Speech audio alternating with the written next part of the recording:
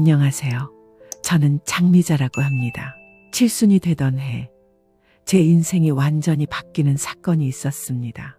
그날의 일을 이야기하기 전에 저에 대해 조금 알려드릴게요. 저는 평생 남편과 함께 동대문 시장에서 옷 장사를 하며 악착같이 살았습니다. 장사가 잘 되어 아파트 한 채와 작은 상가 건물을 마련할 수 있었죠. 외아들 태준이는 대기업에 다니며 결혼해서 손자까지 두었고, 우리 부부는 5년 전 은퇴하고 평화로운 노후를 보내고 있었습니다. 그날은 제 칠순 생일이었습니다. 아침부터 분주한 기색이 역력했어요. 며느리 혜진이가 호텔 연회장을 예약했다면서 전화가 왔거든요. 어머니, 오늘 3시까지 워크힐 호텔 다이아몬드 홀로 오세요. 모든 준비는 제가 다 했으니 신경 쓰지 마시고 오시기만 하면 돼요. 처음엔 호텔까지 예약했다는 말에 깜짝 놀랐습니다. 평소 며느리가 손이 큰 편은 아니었거든요. 부담스럽다는 말도 했지만 태준이가 전화를 바꿔봤더니 이번만은 성대하게 해드리고 싶다고 했습니다. 어머니, 평생 고생하셨는데 이 정도는 해드려야죠. 오늘은 그냥 받아들이시고 즐기세요. 큰 행사를 좋아하지 않는 편이었지만 자식들의 성의를 무시할 수도 없었습니다. 남편도 오랜만에 정장을 꺼내 입고 준비했습니다. 뇌졸중 후 거동이 불편해진 남편은 평소에는 편안한 운동복만 입었는데 특별한 날이라 그런지 정장을 고집했어요. 여보, 우리 아들이 드디어 효도하는구먼. 이럴 줄 알았으면 더 일찍 칠순이 되는 건데. 남편의 농담에 저도 웃으며 집을 나섰습니다. 호텔에 도착했을 때는 이미 많은 사람들이 와 있었어요. 오랜만에 보는 친척들, 옛 단골 손님들, 그리고 생전 처음 보는 사람들까지. 며느리가 정말 성대하게 준비한 모양이었습니다. 어머니, 아버님 드디어 오셨네요. 여기 주인공이십니다. 혜진이는 화려한 원피스 차림으로 사람들 사이를 누비며 우아하게 웃고 있었죠. 저를 발견하자마자 과장된 몸짓으로 달려와 팔짱을 끼더군요. 그때까지만 해도 며느리의 행동이 진심에서 우러나온 것이라 믿었습니다. 잔치는 화려했습니다. 음식은 정성스럽게 차려졌고 축하 공연도 있었어요. 케이크 커팅하는 순간에는 꽃가루가 터지고 영상 편지도 준비되어 있었습니다. 정말 감동적이었죠. 하지만 제 마음 한구석에는 이상한 기분이 자리 잡고 있었어요. 모든 게 너무 완벽했습니다. 마치 누군가를 위한 쇼처럼 말이에요. 행사가 절정에 달했을 때 갑자기 숨이 턱 막혀왔습니다. 화려한 조명과 시끄러운 음악, 사람들의 웃음소리가 한꺼번에 밀려와 어지러웠어요. 잠시 밖에 나가 바람을 쐬고 싶었습니다. 여보, 괜찮아. 얼굴이 안 좋아 보이네. 잠시 밖에 나가서 바람 좀 쐬고 올게. 연회장 밖으로 나와 복도를 걷는데 화장실 쪽에서 익숙한 목소리가 들려왔습니다. 며느리 혜진의 목소리였어요. 평소와는 다른 날카롭고 차가운 톤이었습니다. 어우, 말도 마. 돈 진짜 많이 깨졌어. 할망구 칠순 잔치 하나에 내 명품백 하나가 날아갔다니까. 심장이 쿵 내려앉는 기분이었습니다. 아니, 그래도 이 정도는 해야 나중에 우리한테 떨어지는 게 있지 않겠어? 지금 좀 투자해놔야 저 할망구가 쥐고 있는 아파트랑 상가가 우리 차지가 될 거 아니야. 온몸에 전율이 흘렀습니다. 그동안 효부라 생각했던 며느리의 입에서 나온 말이라고는 믿기 힘들었어요. 더 충격적인 말이 이어졌습니다. 우리 그 애는 순진해서 아무것도 모르고 내가 이렇게 교활하게 굴어야 뭐라도 얻어먹고 사는 거지. 요새 상가 시세 알아? 최소 10억은 하던데. 그리고 아파트도 5억은 되고. 머릿속이 하얘졌어요. 어떻게 이럴 수가 있을까 싶었습니다. 그동안 친절하게 대해줬던 모든 행동들이 연기였다니. 비위 맞추는 거 진짜 힘들어. 매번 반찬 갖다 바치고 주말마다 얼굴 도장 찍고 아주 상전이 따로 없다니까. 그래도 어쩌겠어. 태준이 승진하고 유찬이 좋은 대학 보내려면 저 할망구 돈이 필요한데 조금만 더 참으면 다 우리 것이 될 텐데. 말 한마디 한마디가 제 가슴에 칼로 새겨지는 것 같았습니다. 특히 아들 이름이 나왔을 때는 다리에 힘이 풀려 그 자리에 주저앉을 뻔했어요. 더 이상 듣고 있을 수가 없어서 몸을 돌렸습니다. 그리고 아무 일도 없었다는 듯 천천히 연회장으로 향했어요. 잠시 후 통화를 마친 혜진이 콧노래를 부르며 나오다가 저를 발견하고 화들짝 놀라더군요. 어머니 언제부터 거기 계셨어요? 그녀의 얼굴에 스치는 당혹감을 똑똑히 보았습니다. 하지만 저는 아무것도 모른다는 듯 평온한 표정으로 대답했어요. 방금 왔어. 화장실 가려고. 아, 그러셨군요. 잔치는 어떠세요? 마음에 드시나요? 그럼 정성이 대단하구나. 그렇게 대답하면서도 속으로는 천불이 났습니다. 하지만 이곳에서 바로 대응할 수는 없었어요. 제 인생 70년을 살면서 이런 배신감은 처음이었습니다. 며느리의 팔을 뿌리치고 싶었지만 이 자리에서 소란을 피우고 싶지는 않았어요. 연회장으로 돌아와 자리에 앉았습니다. 남편이 걱정스러운 표정으로 물었어요. 괜찮아. 얼굴이 하얗게 변했네. 괜찮아. 그냥 조금 피곤해서 그래. 그날의 잔치는 계속되었습니다. 하지만 제 눈에는 모든 것이 가식으로 보였어요. 며느리의 과장된 웃음, 아들의 어색한 축사, 사람들의 칭찬, 모든 게 거짓된 연극 같았습니다. 케이크 촛불을 끄는 순간 사람들이 소원을 빌어요라고 외쳤습니다. 저는 눈을 감고 소원을 빌었어요. 진실을 밝히고 내 인생의 주인으로 살게 해주세요. 촛불을 끄고 눈을 뜨자 며느리가 카메라를 들이대며 환하게 웃고 있었습니다. 그때 비로소 깨달았습니다. 잔치가 끝나고 집으로 돌아오는 차 안에서도 며느리의 연기는 계속되었습니다. 어머니, 오늘 피곤하진 않으셨어요? 그래도 다들 어머니 칭찬만 해서 제가 얼마나 뿌듯했는지 몰라요. 그래. 너희들 덕분에 좋은 시간 보냈다. 집에 도착하자 며느리는 쇼핑백 하나를 제게 내밀었습니다.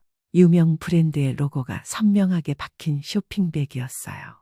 어머님, 이건 저희가 따로 준비한 선물이에요. 보잘것없지만 받아주세요. 안에는 비싸 보이는 실크 스카프가 들어 있었습니다. 스카프를 펼쳐보는 순간 제 눈에 작은 종이가 들어왔어요. 가격표였습니다. 떼는 것을 잊었는지 아니면 일부러 보여주려 했는지는 모르겠지만 거기에는 제 한 달 생활비를 훌쩍 넘는 금액이 적혀 있었어요. 어머, 이걸 어쩌면 좋아요? 가격표를 안 뗐네요. 죄송해요, 어머님. 괜찮아. 아주 마음에 든다. 며느리의 표정 어디에도 미안한 기색은 없었어요. 오히려 이 정도는 쓸 수 있는 며느리라는 자부심이 가득해 보였습니다. 어머님 목에 두르시면 정말 잘 어울릴 것 같아서 무리 좀 했어요. 스카프를 보며 생각했습니다. 이게 다 내 돈을 노리고 하는 쇼구나. 하지만 저는 아무 내색 없이 정성스럽게 다시 접어 상자에 넣었어요. 아들 부부가 돌아가고 저는 텅 빈 거실에 홀로 남았습니다. 여보, 무슨 생각해? 그냥 오늘 잔치가 너무 피곤했나 봐. 아니야. 뭔가 있어. 내가 40년을 같이 살았는데 몰라. 무슨 일 있었지? 남편의 따뜻한 말에 참았던 눈물이 터져나왔습니다. 복도에서 들은 며느리의 통화 내용을 모두 이야기했어요. 남편의 얼굴이 분노로 일그러졌습니다. 그런 망할 어떻게 우리 돈을 노리고. 진정해. 아직 섣불리 행동할 때가 아니야. 확실한 증거가 필요해. 저는 그날 밤 잠을 이루지 못하고 앞으로의 계획을 세우기 시작했습니다. 그 누구도 심지어 내 피부치조차도 내 인생을 멋대로 휘두르게 두지 않을 겁니다. 저는 결심했습니다. 내 남은 인생 그리고 남편의 남은 인생을 위해 지금 당장 행동해야 한다고요. 그리고 무엇보다 내가 평생 모은 재산의 주인은 바로 나라는 사실을 온 세상에 보여주어야 했습니다. 그렇게 잠자리에 들려는 찰나 갑자기 울리는 전화벨 소리에 깜짝 놀랐습니다. 새벽 3시 누구지? 화면을 보니 오랜 친구 영숙이었습니다. 미자야, 미안해 이 시간에 전화해서. 근데 어제 너 생일 잔치 갔다가 뭔가 이상한 걸 봤어. 내일 만나서 얘기할 수 있을까? 영수가 무슨 일인데? 전화로 할 얘기가 아니야. 너희 며느리에 관한 거야. 새벽에 전화해서 미안한데 도무지 그냥 넘어갈 수가 없어서 말이지. 이 말을 듣는 순간 가슴이 쿵 내려앉았습니다. 혹시 영숙이도 뭔가 알고 있는 걸까요? 다음 날 아침 저는 무거운 머리를 이끌고 일어났습니다. 어제 들은 며느리의 통화 내용이 머릿속에서 맴돌았거든요. 친구 영숙이와 약속한 시간은 오전 11시. 동네 찻집에서 만나기로 했습니다. 아침을 먹고 설거지를 하고 있는데 남편이 거실에서 신문을 보며 말을 걸었어요. 여보, 혹시 우리 며느리가 동네 사람들에게 뭐라고 하고 다니는지 알아? 무슨 소리야? 좀 전에 우체국에 갔다가 옆동 사는 박씨 만났는데 나보고 지팡이 짚고 다니는 거 보니 건강이 많이 안 좋냐고 묻더라고. 내가 그냥 불편해서 그렇다고 했더니 치매 초기라고 들었다면서. 뭐라고? 남편의 말에 온몸에 전율이 흘렀습니다. 치매라니요? 제가 아무리 나이를 먹었어도 정신은 또렷했습니다. 누가 이런 소문을 퍼뜨리고 다니는 걸까요? 답은 이미 알고 있었습니다. 뭐 알고 있는 거 있지? 어제부터 이상하게 조용하더라니. 여보, 나중에 얘기해. 지금 영숙이 만나러 가야 해. 호텔에서 있었던 일 말고 영숙이 만나고 돌아와서 마저 다 이야기해 줄게. 나 말고도 영숙이도 뭔가를 알고 있는 듯 해서 그래서 만나러 가는 거거든. 서둘러 준비를 마치고 나갔습니다. 머릿속은 복잡했어요. 며느리가 제 재산을 노리는 것도 모자라 이제는 동네에 거짓 소문까지 퍼뜨리고 다니는 모양이었습니다. 생각해보니 최근 동네 사람들이 저를 대하는 태도가 조금씩 달라진 것 같았어요. 인사를 건네도 눈을 피하고 대화가 어색해진 느낌이었죠. 찻집에 도착하니 영숙이가 이미 와서 기다리고 있었습니다. 40년 지기 친구라 말하지 않아도 제 표정만 보고도 뭔가 심상치 않음을 알아챈 모양이었어요. 미자야, 얼굴이 왜 그래? 무슨 일 있었어? 너부터 말해봐. 어제 뭘 본 건데. 그게 어제 화장실 가다가 네 며느리랑 친구들이 앉아있는 테이블 뒤에 있었거든. 내가 인사할까 하다가 며느리가 하는 말 들었는데. 영숙의 표정이 심각해졌습니다. 저는 마음의 준비를 하고 영숙의 이야기를 들었어요. 네 며느리가 친구들한테 자랑하더라. 시어머니 칠순상 차려준 건 다 이유가 있다면서. 친구들이 뭐냐고 물으니까 우리 시어머니 이름으로 된 상가 건물 있잖아. 그거 상속받으려고. 사실 시어머니가 요새 기억력도 많이 떨어지고 치매 초기 증상이 있어서 라는 식으로 말하더라고.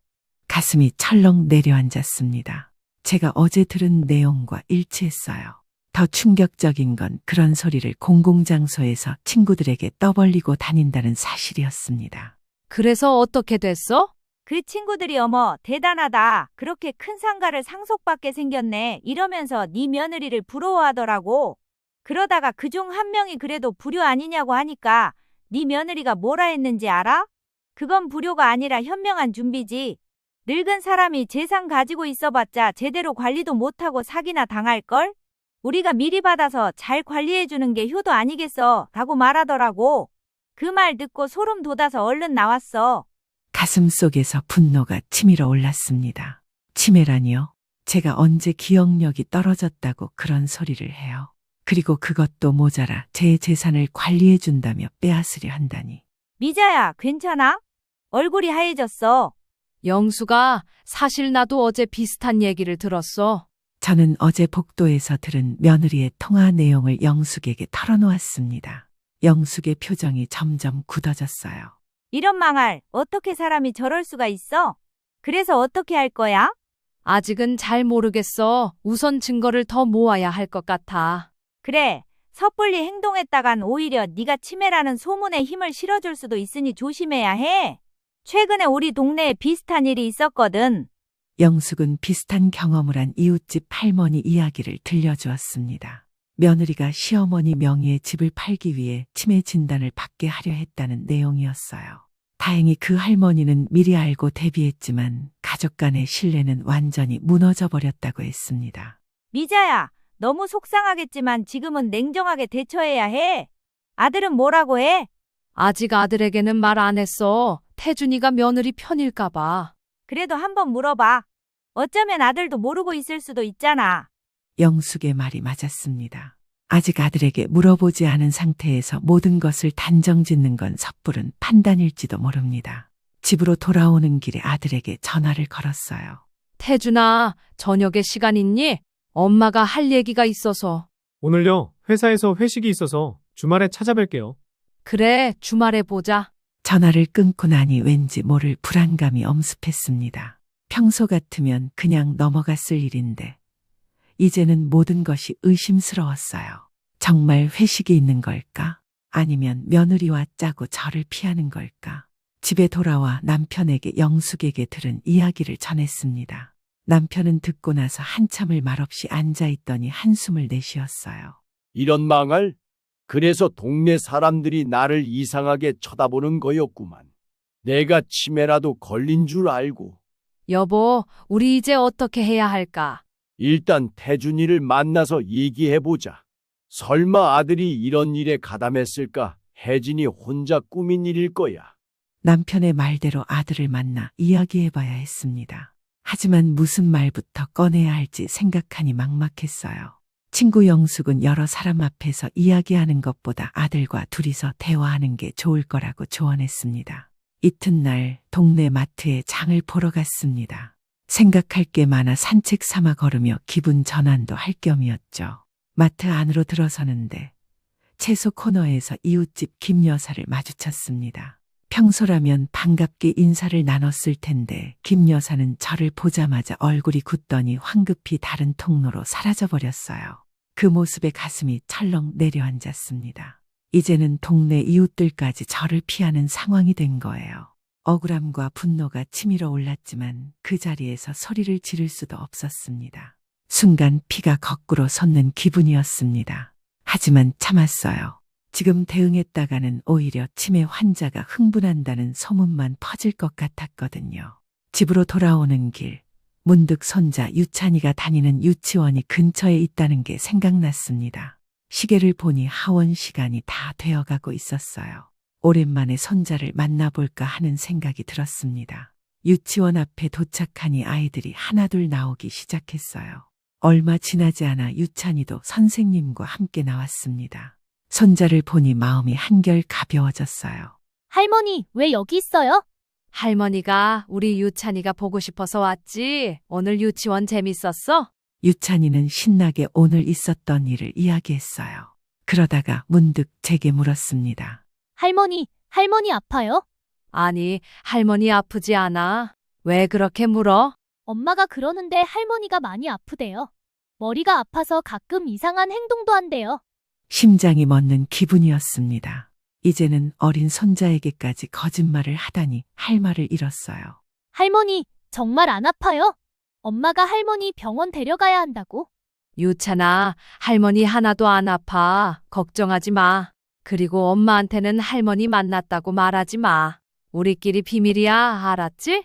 유찬이를 데리고 근처 분식집에 가서 떡볶이를 사주었습니다. 아이는 신나게 떡볶이를 먹으며 유치원 이야기를 했어요. 그러다 문득 또 한마디 하는데 그 말이 제 가슴을 후벼 팠습니다. 할머니, 엄마가 할머니 집에 우리가 살 거라고 했어요.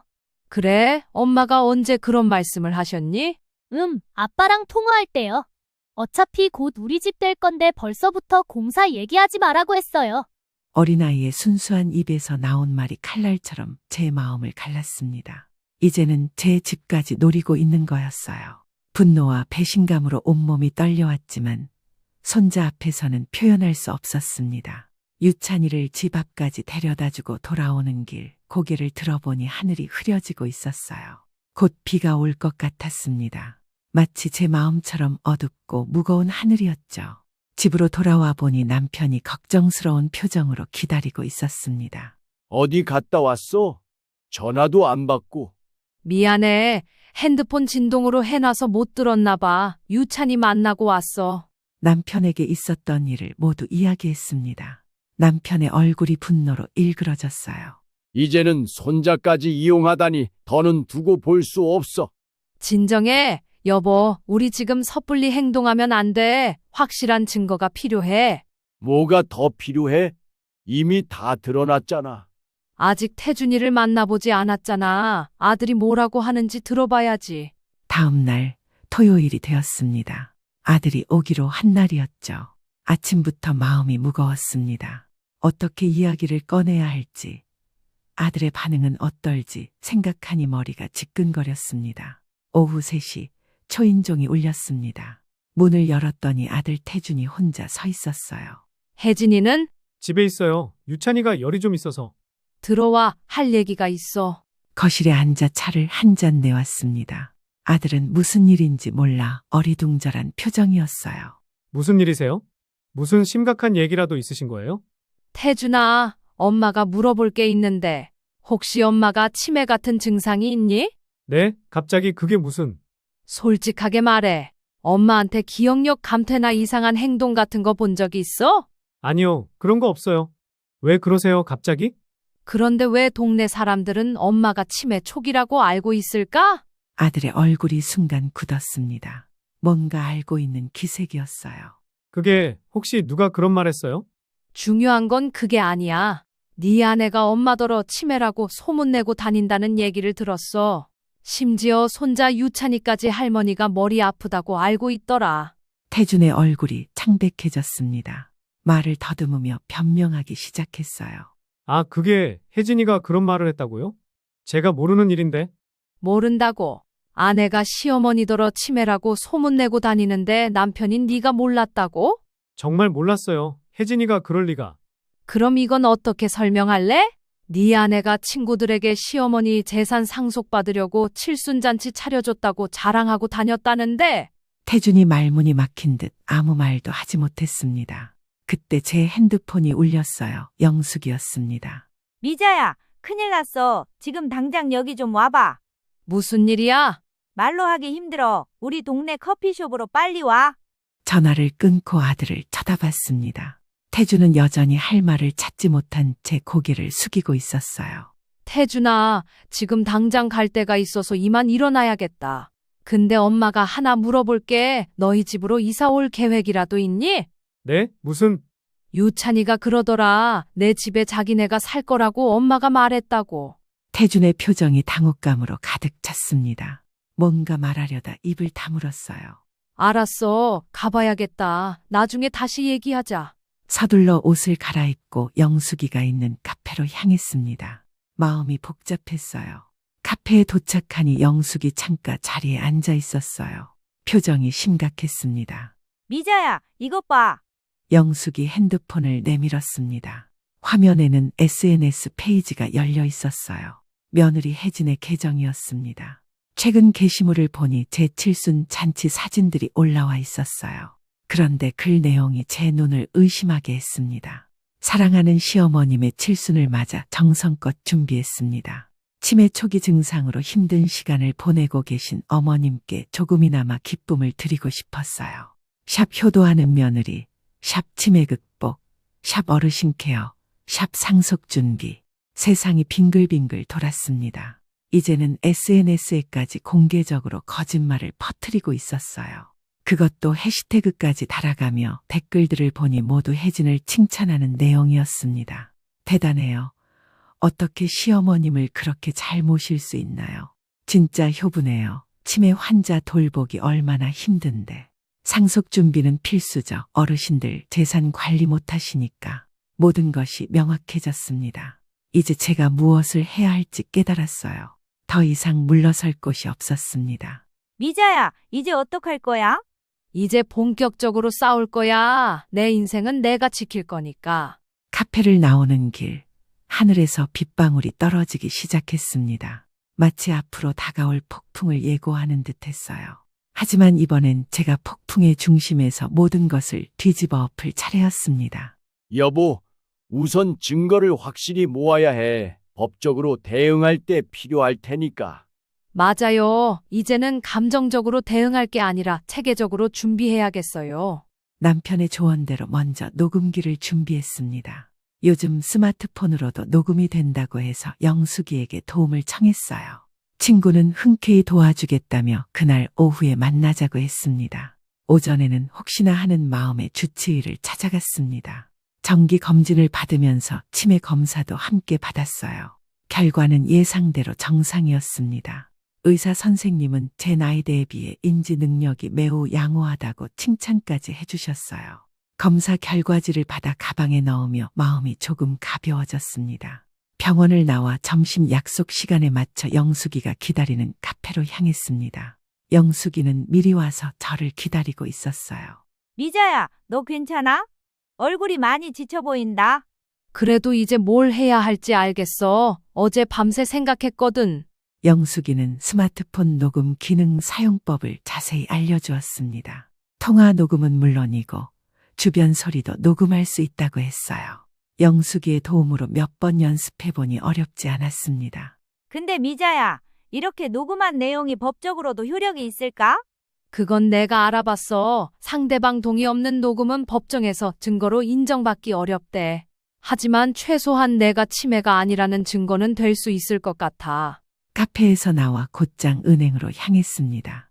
제 명의로 된 모든 통장과 재산 내역을 확인하기 위해서였어요. 창구 직원이 반갑게 맞아주었습니다. 직원은 최근 거래 내역을 출력해 주었고 이상한 점은 없는지 살펴봤습니다.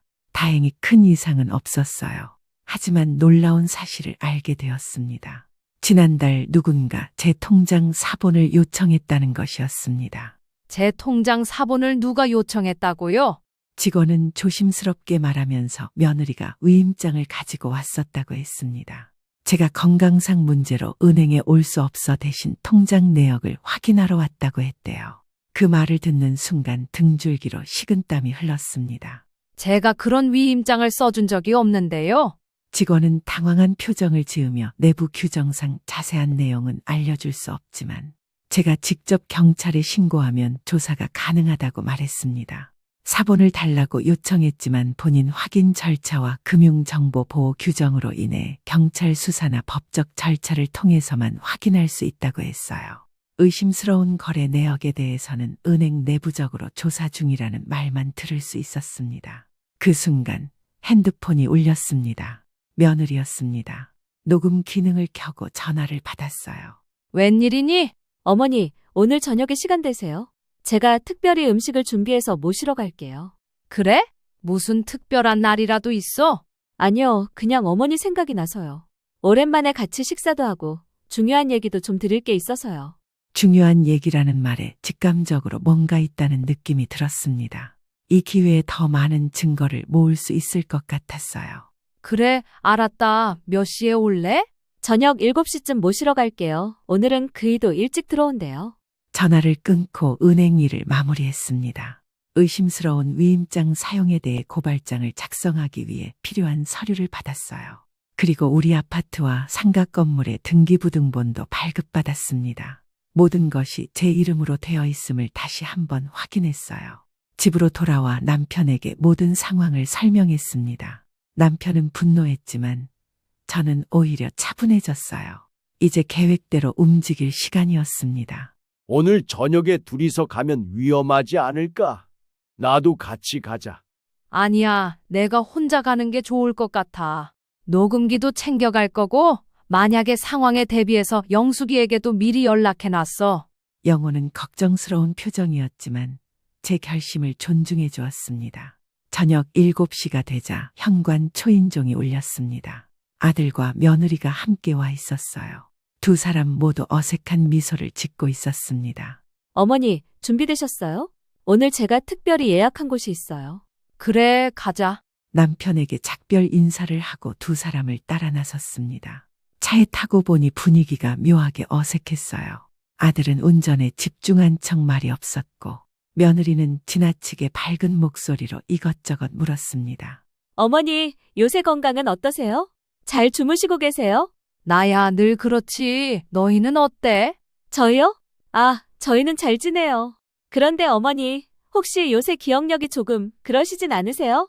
이런 질문이 나올 줄 알았습니다. 녹음기가 잘 작동하고 있는지 가방 안에서 살짝 확인했어요. 내 기억력? 아주 좋은데? 왜 그런 걸 물어? 혜진은 당황한 기색을 감추지 못하고 아들을 힐끔 쳐다봤습니다. 태준이가 얼른 끼어들었어요. 아니에요. 그냥 요새 건강이 걱정돼서요. 동네 어르신들 중에 기억력 약해지신 분들이 많아서. 차는 한강이 보이는 고급 레스토랑 앞에 도착했습니다. 생각보다 화려한 곳이었어요. 자리에 앉자 웨이터가 와인을 권했지만 저는 정신을 맑게 유지하고 싶어 물만 주문했습니다. 식사가 시작되고 며느리가 조심스럽게 화제를 꺼냈어요. 어머니, 사실 오늘 중요한 얘기가 있어서 모셨어요. 그래? 무슨 얘기? 제가 알아보니까 요새 노인분들을 위한 좋은 실버타운이 많더라고요. 어머니 같은 분들이 편안하게 지내실 수 있는. 실버타운? 갑자기 그게 왜 나와? 어머니, 그게 아버지 건강도 안 좋으시고 두 분이 그 큰 집에서 관리하시기 힘드실까 봐요. 맞아요, 어머니. 저희가 알아본 곳은 의료시설도 잘 갖춰져 있고 같은 연령대 분들과 취미생활도 함께 하실 수 있어요. 거기 들어가려면 지금 예약해야 하는데. 그럼 내 집은 어떻게 할 생각이니? 혜진과 태준이 서로 눈빛을 교환했습니다. 드디어 본심이 나오는 순간이었어요. 아, 그건 저희가 들어가서 관리해 드릴게요. 어차피 나중에 상속되는 거니까요. 그럼 상가 건물은? 그것도 저희가 맡아서 임대료 관리해 드릴게요. 어머니는 실버타운에서 편안하게 지내시기만 하면 돼요. 내심 기다렸던 말이 나왔습니다. 제 재산을 관리해준다는 명목으로 가로채려는 속셈이 드러난 거죠. 이 대화가 모두 녹음되고 있다는 사실에 안도감이 들었어요. 근데 내가 왜 갑자기 실버타운에 가야 하는데? 혜진이 잠시 말을 고르더니 조심스럽게 말했습니다. 어머니, 사실 어머니 기억력이 많이 약해지셨다고 주변에서 다들 걱정하세요. 저도 어머니가 가끔 같은 말씀을 반복하시는 걸 느끼고. 내가 언제 같은 말을 반복했니? 저번에, 그리고 동네 마트에서 계산도 헷갈려 하셨다고 하던데. 그런 일은 전혀 없었습니다. 완전한 거짓말이었어요. 제 가슴에 분노가 치밀어 올랐지만 최대한 침착함을 유지했습니다. 그런 일 없었는데 누가 그런 말을 해? 혜진은 당황한 기색을 감추지 못하고 말을 더듬었습니다. 그게 마트 직원이 어쨌든 어머니를 위한 거예요. 요새 치매는 초기에 발견해서 관리하는 게 중요하다고. 그래서 내가 치매라고 소문낸 거야? 태준이 불편한 표정으로 아내를 쳐다보았습니다. 그의 눈빛이 흔들리는 것을 보니 아내의 행동 일부는 알고 있지만 전체 상황은 모르는 듯했어요. 어머니, 그게 무슨... 난 이미 다 알고 있어. 너희가 동네에 내가 치매라고 소문내고 다닌 것도 SNS에 치매 시어머니 해시태그 달아서 올린 것도. 두 사람의 얼굴이 창백해졌습니다. 특히 며느리는 말문이 막힌 듯 입을 벌린 채 저를 바라봤어요. 내 통장 사본을 위조된 위임장으로 뽑아간 것도 알아. 그리고 유찬이한테 할머니 집에 우리가 살 거라고 말한 것도. 며느리의 얼굴이 점점 붉어졌습니다. 아들은 고개를 푹 숙인 채 말이 없었어요. 내가 왜 실버타운에 가야 하는지 이제 알겠다. 내가 빠져나가면 내 집과 상가를 너희가 차지하려는 거지? 어머니, 오해하지 마세요. 저희는 정말 어머니 건강이. 오늘 아침에 병원에 다녀왔어. 치매 검사 결과 완전 정상이야. 의사 선생님이 내 또래 중에서도 인지 능력이 아주 뛰어나다고 칭찬하셨어. 그 말에 혜진의 얼굴이 흑빛으로 변했습니다. 제 가방에서 병원 검사 결과지를 꺼내 테이블 위에 올려놓았어요. 이제 솔직하게 말해봐. 왜 이런 짓을 한 거니? 침묵이 흘렀습니다. 그때 아들이 작은 목소리로 말했어요. 어머니, 죄송합니다. 사실은... 여보, 뭐 하는 거야? 말하지 마. 며느리가 날카롭게 아들을 제지했지만 이미 늦었습니다. 저는 진실을 눈치챘어요. 태준아, 너도 이런 일에 가담한 거야? 태준은 고개를 들지 못했습니다. 며느리가 자리에서 벌떡 일어났어요. 어차피 다 알게 됐으니 말할게요. 맞아요. 우리가 어머니 재산 탐냈어요. 어머니 돈으로 실버타운 보내고 우리가 그 집에 살려고 했어요. 근데 어때서요? 어차피 나중엔 우리 거 될 텐데. 그건 내가 결정할 일이야. 이제 난 집에 가볼게. 지금 뭐 하는 거예요? 식사도 안 끝났는데? 배가 별로 안 고프네. 택시 타고 갈 테니 너희끼리 먹어. 자리에서 일어나려는데 며느리가 제 팔을 잡았습니다. 어머니, 제 말 좀 들어보세요. 우리 아직 얘기 안 끝났어요. 나는 이미 다 들었어. 내 말도 다 했고. 혜진의 손을 뿌리치고 식당을 나왔습니다. 밖에 나오니 가슴이 뛰고 손이 떨렸어요. 그래도 무사히 증거를 확보했다는 생각에 안도감이 밀려왔습니다. 내일은 변호사를 만나볼 생각입니다. 이번에는 제가 주도권을 쥐고 상황을 이끌어갈 차례였습니다. 집에 도착하니 남편이 걱정스러운 얼굴로 기다리고 있었어요. 여보, 괜찮아? 무슨 일 있었어? 이제 모든 게 분명해졌어. 우리가 해야 할 일도. 그날 밤 저는 남편과 함께 앞으로의 계획을 세웠습니다. 더 이상 슬퍼하거나 분노할 시간은 없었어요. 이제는 행동으로 옮길 때였습니다. 내일 변호사에게 가서 상담받고 재산 관리도 다시 정비해야겠어. 그래, 이제 우리 인생은 우리가 지켜야지. 창밖으로 보이는 도시의 불빛을 바라보며 생각했습니다. 내 인생 70년. 이제는 진정한 행복을 찾을 차례야. 분명 쉽지 않은 결정들이 기다리고 있었지만 더 이상 두렵지 않았습니다. 레스토랑에서의 대면 다음 날 아침, 저는 일찍 깨어 창밖을 바라봤습니다. 맑은 하늘이 마치 제 마음처럼 개운해 보였어요. 어젯밤 남편과 함께 결정한 계획을 실행할 시간이 왔습니다. 여보, 변호사 사무실 몇 시에 가기로 했지? 10시요. 지금 출발하면 딱 좋을 것 같아요. 남편과 함께 준비를 마치고 집을 나섰습니다. 변호사 사무실은 강남에 있었어요. 오랜 친구 영숙이가 추천해준 이석현 변호사는 노인 재산 문제와 가족 법률 분쟁에 특화된 분이라고 했습니다. 사무실에 들어서자 50대 중반으로 보이는 변호사가 반갑게 맞아주었습니다. 정중하게 자신을 소개한 후 저희 이야기를 경청해 주었어요. 저는 처음부터 모든 상황을 설명했습니다. 말하는 동안 녹음 파일과 모든 증거 자료도 제출했습니다. 변호사는 진지한 표정으로 모든 자료를 검토한 후 고개를 끄덕였어요. 장 미자님, 이런 상황에서 이렇게 침착하게 증거를 모으신 것은 정말 현명한 판단이셨습니다. 법적으로 충분히 대응할 수 있는 자료들이에요. 이제 어떻게 하면 좋을까요? 우선 재산 보호 조치부터 시작해야 합니다. 그리고 위임장 위조에 대해서는 법적 대응도 가능합니다. 변호사는 재산 관리 대책과 법적 대응 방안을 상세히 설명해 주었습니다. 우선 모든 부동산과 금융 자산에 대한 처분 금지 신청을 하고 위조 서류건으로 법적 조치를 취하는 방안을 제시했어요. 그리고 유언장도 새로 작성하고 싶어요. 네, 그것도 중요한 부분입니다. 현재 상황에서는 새로운 유언장 작성이 필요해 보입니다. 자세한 상담을 마치고 필요한 서류들을 준비하기로 했습니다. 변호사는 오늘 오후부터 바로 절차를 진행해 주기로 약속했어요. 사무실을 나오며 마음이 한결 가벼워졌습니다. 이제 법적인 보호막이 생긴 것 같아 안심이 되었어요. 여보, 이제 뭘 해야 할까? 우리 부동산 중개업소에 들러볼까 해. 집을 매물로 내놓아야 할 것 같아서. 아, 그래, 맞다. 이참에 우리도 이사 가는 게 좋겠어. 대리운전을 불러 강남에서 우리 동네로 향했습니다. 동네 부동산 중개업소에 들어서자 김 사장이 반갑게 맞아주었어요. 30년 넘게 이 동네에서 중개업을 해온 분이라 저희 집 상황을 잘 알고 있었습니다. 김 사장에게 집을 매물로 내놓겠다고 하자 그는 놀란 표정을 지었습니다. 어디로 이사 갈 계획이냐는 질문에 아직 정확히 정하지 않았다고 답했어요. 아파트 시세가 좋은 편이니 빨리 나갈 겁니다. 근데 갑자기 왜 파시려고요? 이제 좀 조용한 곳에서 살고 싶어서요. 더 이상의 설명은 하지 않았습니다. 김 사장과 계약서를 작성하고 집을 나왔어요. 매물 정보는 곧 온라인에 올라갈 테니 아들과 며느리도 금방 알게 될 거라고 생각했습니다. 집으로 돌아와 점심을 먹고 있는데 초인종이 울렸습니다. 아들과 며느리였어요. 예상했던 일이었죠. 어머니, 이게 무슨 일이에요? 집을 왜 파시려고 해요? 우리 집인데 왜 못 팔아? 갑자기 이러시면 어떡해요? 어디 가실 때라도 있으세요? 그건 내가 알아서 할 일이야. 거실로 들어와 앉은 두 사람의 표정은 당혹감과 분노가 섞여 있었습니다. 특히 며느리는 얼굴이 붉게 달아올라 있었어요. 어머니, 어제 저희가 한 얘기 때문에 그러시는 거예요? 그건 오해예요. 저희는 정말 어머니 건강이 걱정돼서.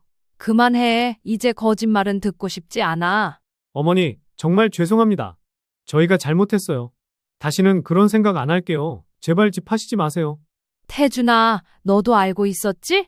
네 아내가 내 등 뒤에서 무슨 짓을 하고 다니는지? 태주는 고개를 푹 숙이고 말이 없었습니다. 며느리가 끼어들었어요. 어머니, 저희 잘못했으니까 그냥 넘어가시면 안 될까요? 앞으로 정말 잘할게요. 넘어간다고. 내가 치매라고 동네방네 소문내고 내 통장 위임장 위조하고 내 뒤에서 할망구라고 부르고 그런데 넘어가자고? 이제 그만 가거라. 우리 결정은 바뀌지 않을 거다. 아들은 무릎을 꿇고 울면서 용서를 빌었지만 저는 마음을 굳게 먹었습니다. 그동안 받은 상처와 배신감은 쉽게 치유될 수 없었어요. 어머니, 저희가 어떻게 하면 용서받을 수 있을까요? 제발요. 이제 와서 용서를 구하는 게 아니야. 너희는 내가 정상이라는 걸 알면서도 치매라고 소문냈어. 그건 용서할 수 없는 일이야. 그럼 저희는 어떻게 되는 거예요? 상속은요? 역시 네 관심사는 그것뿐이구나. 마침내 며느리의 본심이 드러났습니다. 결국 그녀의 관심사는 재산뿐이었어요. 아들은 충격받은 표정으로 아내를 쳐다봤습니다. 오늘 아침에 유언장을 새로 작성했어. 내 재산의 절반은 노인복지재단에 기부하고 나머지는 나와 네 아버지가 쓰고 남으면 다른 친척들에게 나눌 거야. 뭐라고요? 그럴 수 없어요. 그건 불공평해요. 불공평? 너희가 나한테 한 짓이 공평했니? 어머니, 정말 그러실 거예요? 이미 다 결정했어. 이제 그만 가거라. 두 사람은 결국 아무것도 얻지 못한 채 집을 나갔습니다. 문이 닫히는 소리와 함께 제 마음에도 무거운 문이 닫히는 느낌이었어요. 하지만 동시에 짐을 내려놓은 듯한 홀가분함도 느꼈습니다. 괜찮아. 응, 괜찮아. 이제 정말 새로운 시작을 해야겠어. 그날 저녁 친구 영숙이 찾아왔습니다. 저희 집에서 벌어진 일을 모두 들은 영숙이는 제 손을 꼭 잡아주었어요. 미자야, 넌 정말 강한 사람이야. 내가 너였다면 이렇게 침착하게 대처하지 못했을 거야. 솔직히 말하면 나도 정말 힘들었어. 하지만 이제는 털어버리고 새 출발하려고. 근데 어디로 이사 갈 거야? 요즘 속초 쪽 바닷가 마을 알아보고 있어. 작은 집이라도 바다가 보이는 곳에서 살고 싶어. 정말 너 바다 좋아했었지. 좋은 생각이야. 그렇게 우리는 늦은 밤까지 이야기를 나누었습니다. 영숙이가 돌아간 후 저는 남편과 함께 인터넷으로 속초 지역의 집들을 찾아보기 시작했어요. 바닷가 근처에 작은 주택들이 많이 나왔습니다. 한 달 후 저희 집은 드디어 매수자를 찾았습니다. 이제 속초로 가기 전에 마지막으로 정리할 일만 남았습니다. 은행에 들러 모든 계좌를 정리하고 상가 건물 관리를 위한 부동산 관리업체와 계약을 맺었어요. 모든 준비가 순조롭게 진행되었습니다. 이사 전날 밤 아들이 혼자 찾아왔습니다. 며느리 없이 온 것이 의외였어요. 어머니, 내일 떠나신다면서요? 그래, 내일 아침 일찍 출발할 거야. 그래서 마지막으로 인사드리러 왔어요. 정말 죄송합니다. 아들의 눈에는 진심 어린 후회의 빛이 보였습니다. 그동안 아내의 영향력 아래 있던 그가 처음으로 자신의 목소리를 내는 것 같았어요. 어머니, 제가 혜진이와 이혼하기로 했어요. 뭐라고? 계속 고민해왔어요. 어머님께 그런 짓을 한 것도 충격이었지만 사실은 그동안 혜진이와의 관계에도 많은 문제가 있었거든요.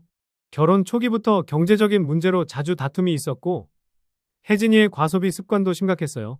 제가 눈을 감아왔던 거죠. 아들의 말에 잠시 할 말을 잃었습니다. 예상치 못한 전개였어요. 그의 표정을 자세히 살펴보니 오랫동안 고민한 흔적이 역력했습니다. 일이 있고 나서 집에 돌아가 혜진이와 대화를 나눴어요. 어머님 재산을 노리고 그런 계획을 세웠다는 사실을 인정하더군요. 심지어 자랑스럽게 말하는 모습을 보고 이 사람과 더 이상 함께할 수 없겠다고 결심했습니다. 태준아, 이혼은 큰일이야. 신중하게 생각했니? 네, 충분히 생각했어요. 그동안 제가 얼마나 어리석었는지 깨달았거든요. 아들과 조금 더 이야기를 나누었습니다. 그는 진심으로 반성하는 것 같았어요. 하지만 저는 여전히 조심스러웠습니다. 너무 많은 상처를 받았기 때문이죠. 어머니, 혹시 제가 가끔 속초에 찾아뵈어도 될까요? 시간이 좀 필요해. 태준아, 지금은 아무것도 약속할 수 없어. 네, 이해해요. 그래도 언젠가 용서해 주실 날이 오길 바랄게요. 다음 날 아침 이삿짐 트럭이 도착했습니다. 모든 짐을 싣고 속초로 향하는 차 안에서 서울의 풍경을 마지막으로 바라봤습니다. 30년 넘게 살았던 도시와의 작별은 조금 서글펐지만 그보다 더 큰 기대감이 마음을 채웠어요. 여보, 후회 없어? 전혀, 이제 우리만의 삶을 살 시간이야. 속초에 도착한 것은 오후 3시경이었습니다. 미리 계약해둔 작은 주택은 바다가 내려다 보이는 언덕 위에 있었어요. 아담하지만 아늑한 공간이었습니다. 이삿짐을 정리하고 저녁이 되자 남편과 함께 집 앞 테라스에 앉았습니다. 바다에서 불어오는 시원한 바람이 얼굴을 스쳤어요. 멀리서는 파도 소리가 들려왔습니다. 여기 정말 좋다. 왜 진작 이사 오지 않았을까? 그러게, 이제라도 왔으니 좋잖아. 달빛이 바다 위에 반짝이는 모습을 보며 깊은 안도감이 밀려왔습니다. 70년을 살아오면서 처음으로 온전히 내 선택으로 내 삶을 살게 된 기분이었어요. 어둠 속에서 반짝이는 바다를 바라보며 생각했습니다. 이제 정말 내 인생의 새로운 장이 시작되었구나. 이제 더 이상 누구의 엄마나 할머니가 아닌 오롯이 장미자로서의 삶이 기다리고 있었습니다. 그날 밤 오랜만에 편안한 잠을 이룰 수 있었습니다. 내일부터는 정말 새로운 하루가 시작될 테니까요.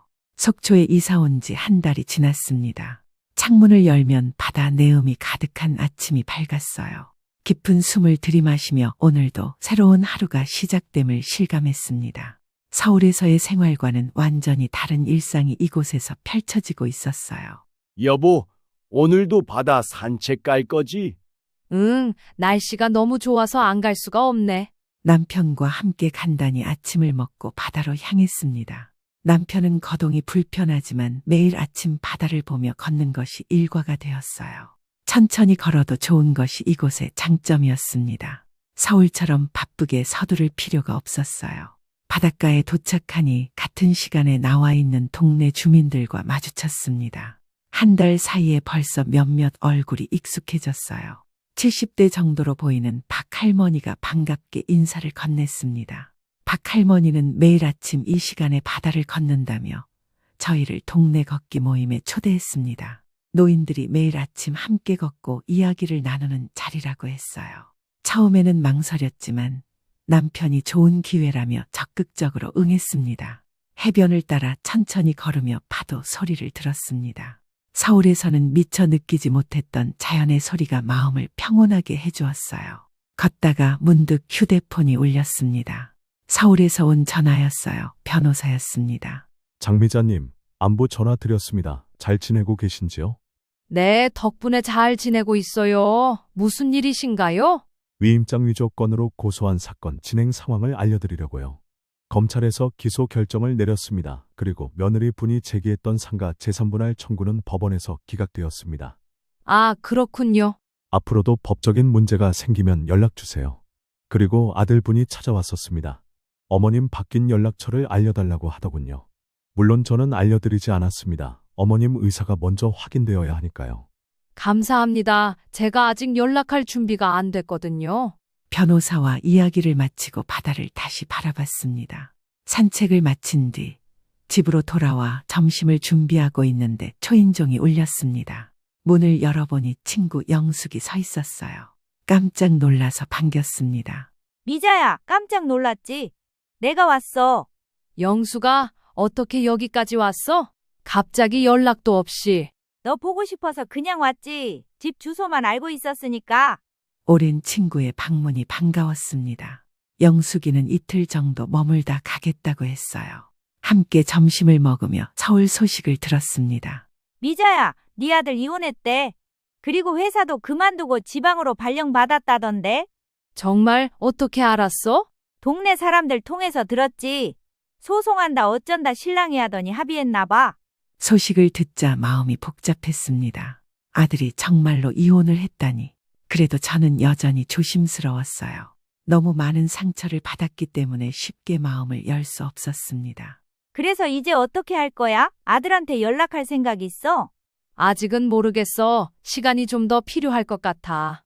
영숙이와 함께 속초 시내를 구경하고 맛있는 해산물도 먹으며 즐거운 시간을 보냈습니다. 친구가 있어 든든했어요.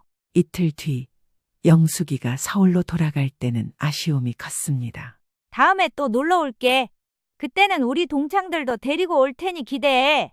영숙이가 떠나고 나서 조용한 집안에 홀로 앉아 생각에 잠겼습니다. 문득 무언가 새로운 일을 시작해 보고 싶다는 생각이 들었어요. 그냥 앉아서 쉬는 것도 좋지만 뭔가 제 손으로 할 수 있는 일이 있으면 더 보람찰 것 같았습니다. 다음 날 아침 동네 걷기 모임에 나가서 주민들과 이야기를 나누다가 지역 주민센터에서 노인들을 위한 프로그램이 많다는 이야기를 들었습니다. 그중에 도예 수업이 있다는 말에 관심이 생겼어요. 주민센터를 찾아가 도예 수업에 등록했습니다. 매주 2번, 수요일과 금요일에 수업이 있다고 했어요.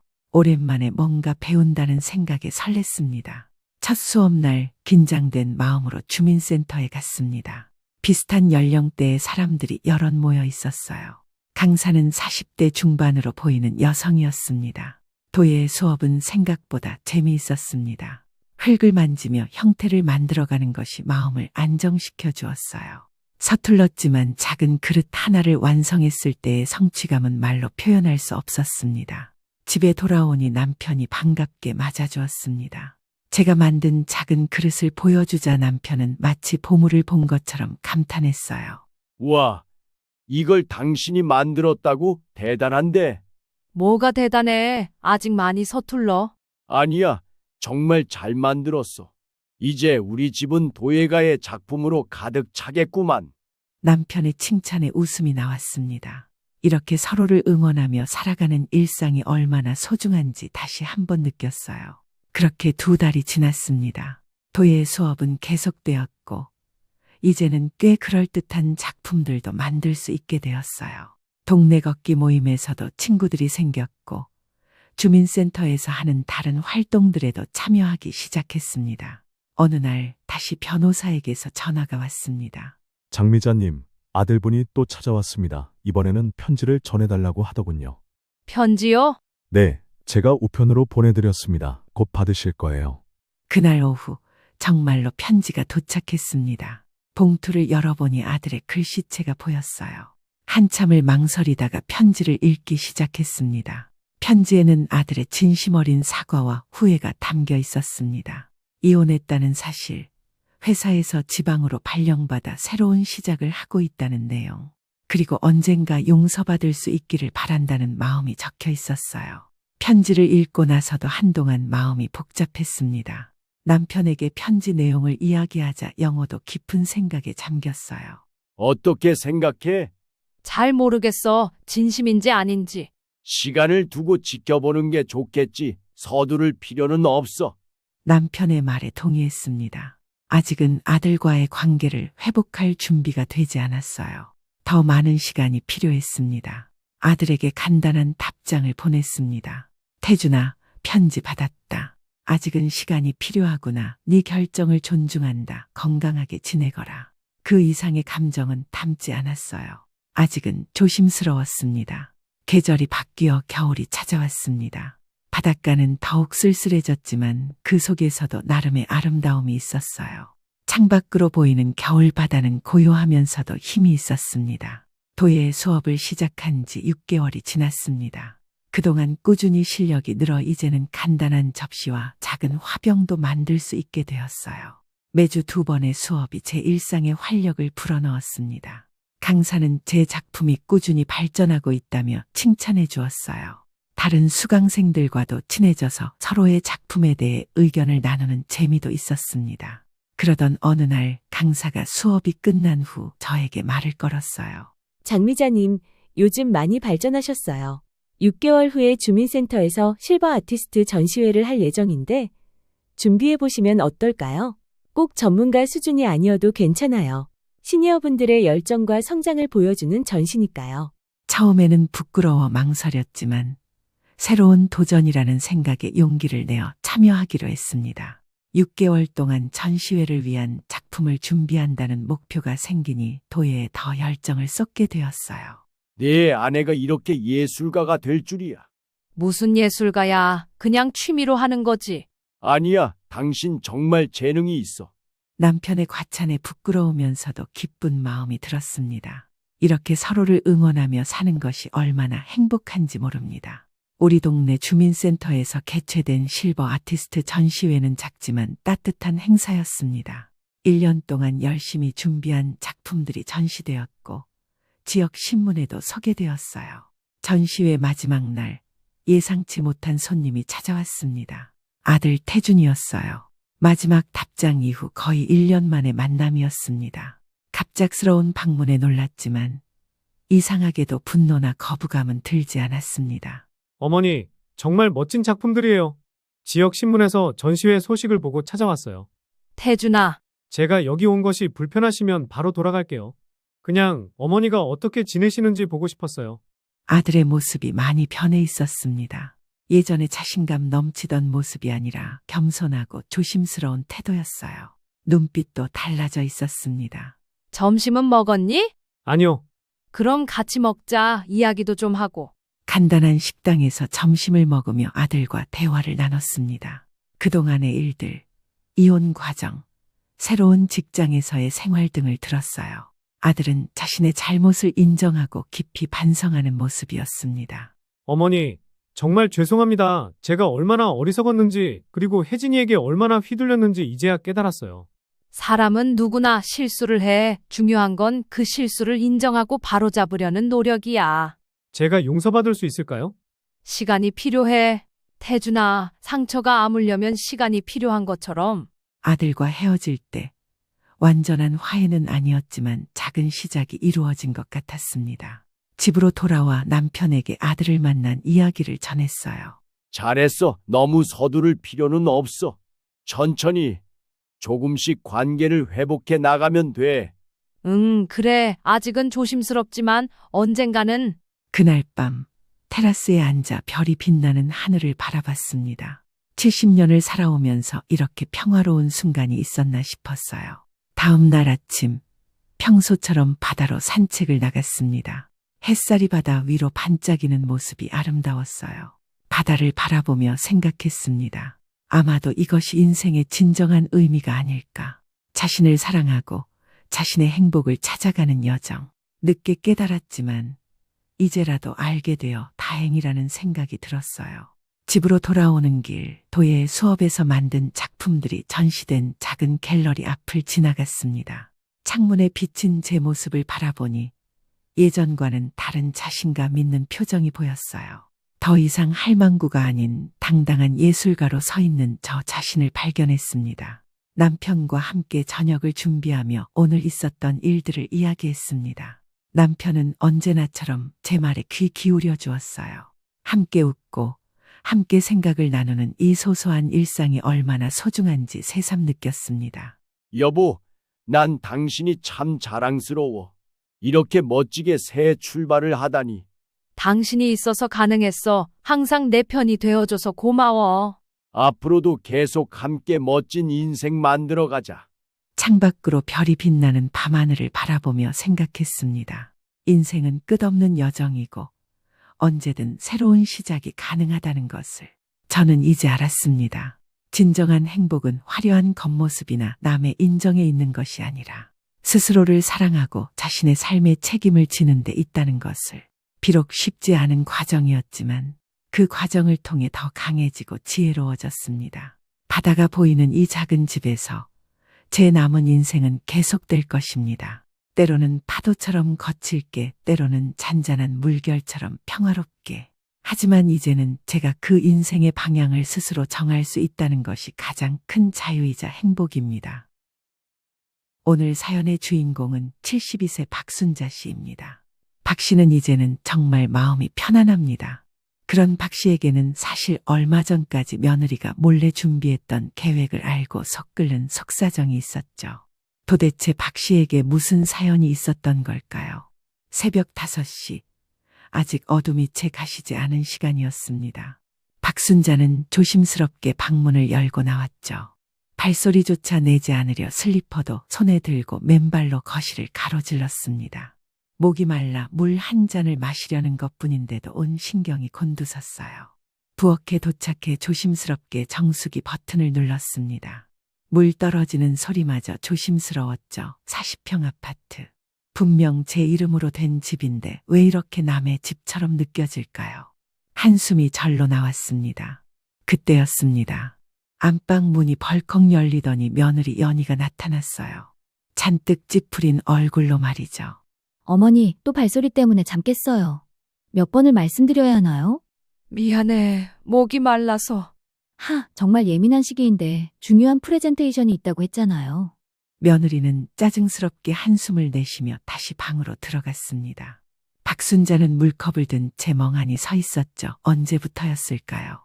제 집에서 이렇게 숨죽이며 살게 된 게 5년 전 남편이 세상을 떠난 후 아들 내외가 들어와 살기 시작했습니다. 처음엔 외로운 어머니를 위한다는 명목이었죠. 하지만 지금 생각해보면 그때부터 뭔가 잘못되기 시작한 것 같았어요. 박순자는 작은 방으로 돌아와 침대에 앉았습니다. 5평도 안 되는 작은 이 방이 지금 제가 머물 수 있는 유일한 공간이었죠. 안방은 당연히 아들 내외가 쓰고 큰 방은 손녀 서윤이가 썼습니다. 작은 방마저도 원래는 서재로 쓰려던 곳인데 제가 쓰게 됐다며 며느리가 얼마나 못마땅해 했는지 기억났어요. 창밖으로 동이 트기 시작했습니다. 곧 아침 준비를 해야겠다는 생각에 다시 한숨이 나왔죠. 매일 아침 6시 30분까지는 밥상을 차려야 했거든요. 아들이 7시 30분에 출근하니까요. 부엌으로 나가 쌀을 씻고 된장찌개를 끓이기 시작했습니다. 계란말이도 만들고 김치와 나물 반찬들을 꺼내 담았죠. 30분 만에 뚝딱 차린 아침상이었지만 정성만큼은 가득했습니다. 식탁에 밥상을 차려놓고 기다렸습니다. 곧 아들이 나왔고 이어서 며느리와 손녀도 나왔죠. 하지만 그들의 표정은 하나같이 시큰둥했습니다. 엄마, 오늘도 된장찌개야. 어제 네가 된장찌개 먹고 싶다고. 아, 그랬나? 기억이 안 나네. 서윤아, 엄마가 시리얼 사뒀으니까 그거 먹어. 네, 엄마, 할머니 음식은 너무 짜요. 그 말에 박순자의 가슴이 철렁 내려앉았습니다. 하지만 아무 말도 하지 못했죠. 그저 묵묵히 혼자 밥을 먹을 뿐이었습니다. 아침 식사가 끝나고 아들이 출근한 후였습니다. 박순자는 설거지를 하고 있었는데 며느리가 부엌으로 들어왔죠. 손에는 태블릿을 들고 있었습니다. 어머니, 이거 보세요. 요즘 시니어들도 다 이런 거 드신대요. 화면에는 각종 샐러드와 스무디 사진들이 가득했습니다. 며느리는 계속 말을 이어갔죠. 된장찌개나 김치찌개 같은 건 나트륨도 너무 많고 발암물질도 있대요. 서윤이 건강도 생각하셔야죠. 그래도 아침은 든든하게 먹어야. 어머니, 지금이 어떤 시대인데요? 제가 주스기 하나 사드릴 테니까 내일부터는 스무디 만들어주세요. 며느리는 일방적으로 통보하고는 나가버렸습니다. 박순자는 싱크대에 기댄 채 눈을 감았죠. 평생 해온 요리가 하루아침에 시대에 뒤떨어진 것이 되어버렸습니다. 그날 오후 박순자는 오랜 친구 김정희를 만나러 나갔습니다. 동네 카페에서 마주 앉은 정희는 박순자의 얼굴을 보자마자 걱정스러운 표정을 지었죠. 순자야, 얼굴이 왜 이렇게 수척해졌어? 그냥 잠을 잘 못 잤나 봐. 거짓말하지 마. 나한테까지 숨기려고. 또 며느리가 뭐라 했지? 박순자는 결국 아침에 있었던 일을 털어놓았습니다. 정희는 들으면서 점점 표정이 굳어졌죠. 그 집이 누구 집인데 그래? 너무 참고만 있는 거 아니야? 그래도 같이 사는데 서로 맞춰가야지. 맞춰가는 게 아니라 네가 일방적으로 맞춰주고만 있잖아. 정희의 말이 가슴에 박혔습니다. 하지만 박순자는 그저 쓴웃음만 지을 뿐이었죠. 집으로 돌아오니 거실에 큰 박스가 놓여 있었습니다. 며느리가 주문한 고급 주스기였죠. 가격표를 보니 100만 원이 넘었습니다. 박순자는 한숨을 쉬며 박스를 열었어요. 어머니, 왔어요? 설명서 잘 읽어보세요. 내일 아침부터 그린 스무디 부탁드려요. 손녀 서윤이도 거들었습니다. 할머니, 저 다이어트 중이에요. 칼로리 낮은 걸로 해주세요. 박순자는 복잡한 기계를 보며 막막함을 느꼈습니다. 평생 가스레인지와 도마, 칼만으로도 충분했는데 이제 와서 새로운 걸 배워야 한다니요. 그날 저녁 아들이 퇴근하고 온 가족이 모였습니다. 박순자는 정성껏 준비한 갈비찜을 식탁에 올렸죠. 하지만 반응은 싸늘했습니다. 어머니, 이렇게 기름진 건 저녁에 안 좋아요. 엄마, 연희 말이 맞아. 요즘 누가 저녁에 이런 걸 먹어? 네가 갈비찜 좋아한다고 해서. 옛날 얘기지. 이제 입맛도 변했어. 아들마저 며느리 편을 들자 박순자는 더 이상 할 말이 없었습니다. 혼자 묵묵히 갈비찜을 먹는데 고기가 목에 걸리는 것 같았죠. 식사 후 며느리가 뜻밖의 제안을 했습니다. 어머니, 요리학원 다녀보시는 게 어때요? 요즘 시니어 요리 클래스도 많던데. 그거 좋겠다. 엄마도 새로운 거 배우면 좋잖아. 내가 이 나이에 무슨. 나이는 숫자일 뿐이에요. 어머니도 변화가 필요해요. 변화, 그 단어가 박순자의 가슴을 짓눌렀습니다. 72년을 살아온 자신의 모든 것을 부정당하는 기분이었죠. 며칠이 지난 어느 날 저녁이었습니다. 박순자는 거실에서 뜨개질을 하고 있었는데 며느리와 아들이 안방에서 나누는 대화가 들려왔죠. 처음엔 무심코 들었는데 내용이 심상치 않았습니다. 자기, 오늘 세무사 만났어. 증여세 절감 방법 상담받았는데. 어떻대? 지금이 적기래. 어머니 연세도 있으시고 우리가 같이 살고 있으니까 더 유리하대. 박순자의 손이 멈췄습니다. 뜨개질 바늘을 든 채로 귀를 기울였죠. 그래도 엄마가 쉽게 동의하실까? 설득하면 되지. 어차피 나중에 우리한테 올 건데 세금만 많이 내는 게 말이 돼? 그건 그런데. 최소한 5억은 절세할 수 있대. 5억이야. 5억. 박순자의 심장이 쿵쾅거리기 시작했습니다. 그들이 자신의 재산을 노리고 있다는 걸 이제야 깨달은 거죠. 다음 날 아침 박순자는 거실 한쪽에 놓인 서류들을 발견했습니다. 며느리가 깜빡하고 치우지 않은 모양이었죠.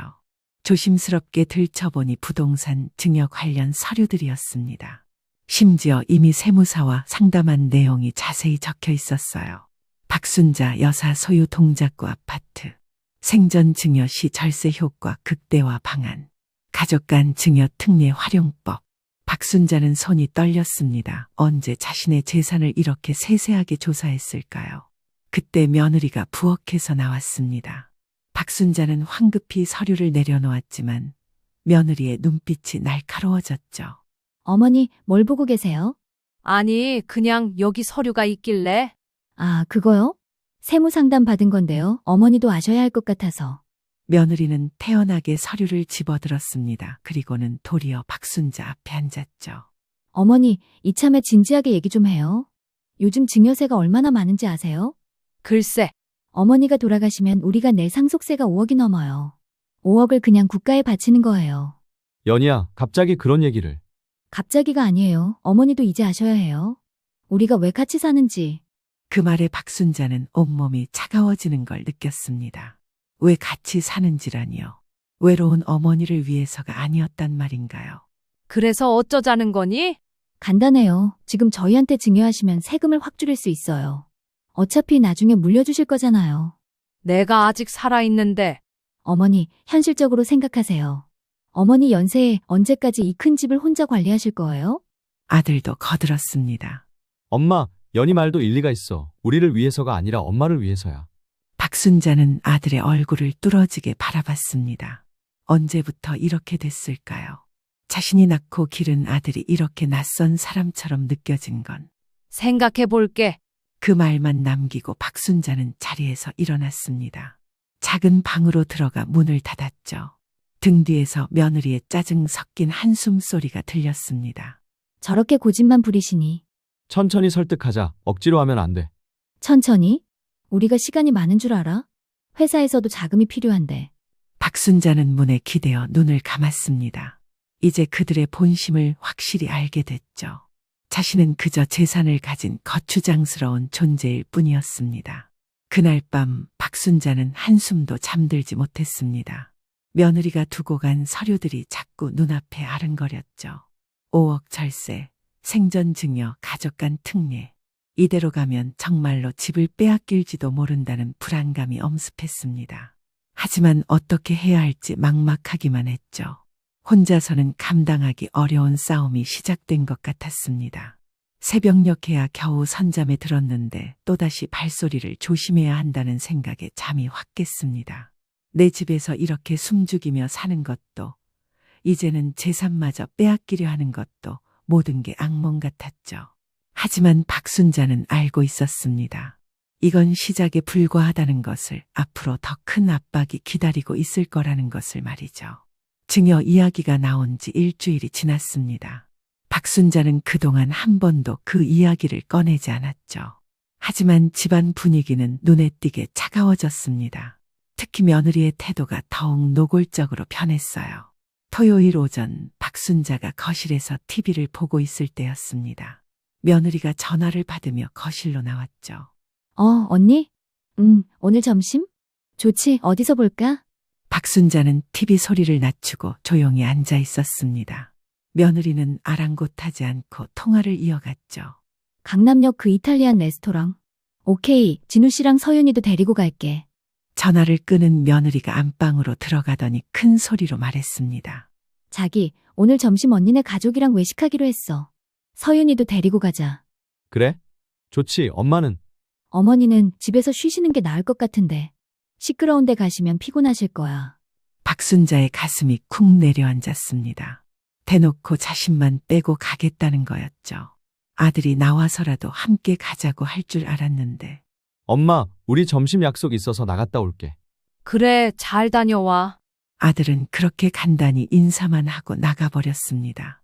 손녀 서윤이는 할머니와 눈도 마주치지 않고 현관으로 향했죠. 문이 닫히고 집안이 조용해지자 박순자는 혼자 남겨진 허전함에 눈물이 핑 돌았습니다. 냉장고를 열어보니 아침에 사온 재료들이 그대로 있었어요. 가족들과 함께 먹으려고 준비한 것들이었죠. 혼자 먹기엔 너무 많았지만 그래도 점심을 해 먹어야 했습니다. 식사를 마치고 설거지를 하는데 갑자기 현기증이 났습니다. 며칠 전부터 스트레스 때문인지 어지러움이 자주 찾아왔어요. 싱크대를 붙잡고 겨우 버텼죠. 그때 현관문이 열리는 소리가 들렸습니다. 뭔가 빠뜨린 게 있나 싶었는데 들어온 건 손녀 서윤이었어요. 할머니, 지갑 놓고 갔어요. 그래, 어디 있니? 찾았어요. 그런데 할머니, 괜찮으세요? 얼굴이 창백해요. 응, 괜찮아. 그냥 좀 어지러워서. 서윤이는 잠시 망설이다가 다가왔습니다. 할머니, 엄마가 일부러 할머니 안 모시고 간 거 알아요? 저도 좀 그렇긴 한데. 아니야, 할머니는 집에 있는 게 편해. 거짓말, 할머니도 같이 가고 싶으셨죠? 손녀의 말에 박순자는 울컥했습니다. 하지만 억지로 미소를 지었죠. 빨리 가. 부모님 기다리시겠다. 서윤이가 나간 후 박순자는 소파에 주저앉았습니다. 집안이 너무 조용했어요. 예전엔 이런 고요함이 평화롭게 느껴졌는데 지금은 그저 외로움만 가득했죠. 저녁이 되어 가족들이 돌아왔습니다. 웃고 떠들며 들어오는 그들의 모습이 마치 다른 세상 사람들 같았어요. 어머니, 저녁은 드셨어요? 우리는 배불러서 못 먹겠네요. 아직 안 먹었는데. 그럼 대충 드세요. 냉장고에 반찬 있잖아요. 며느리는 그 말만 하고는 안방으로 들어가 버렸습니다. 아들도 피곤하다며 따라 들어갔고 서윤이도 자기 방으로 가버렸죠. 박순자는 또다시 혼자 남았습니다. 추석이 다가왔습니다.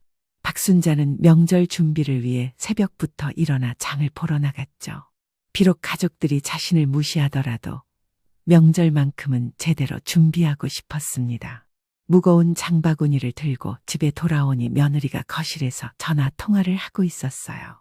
엄마, 걱정 마세요. 이번엔 꼭 친정 갈게요. 시어머니?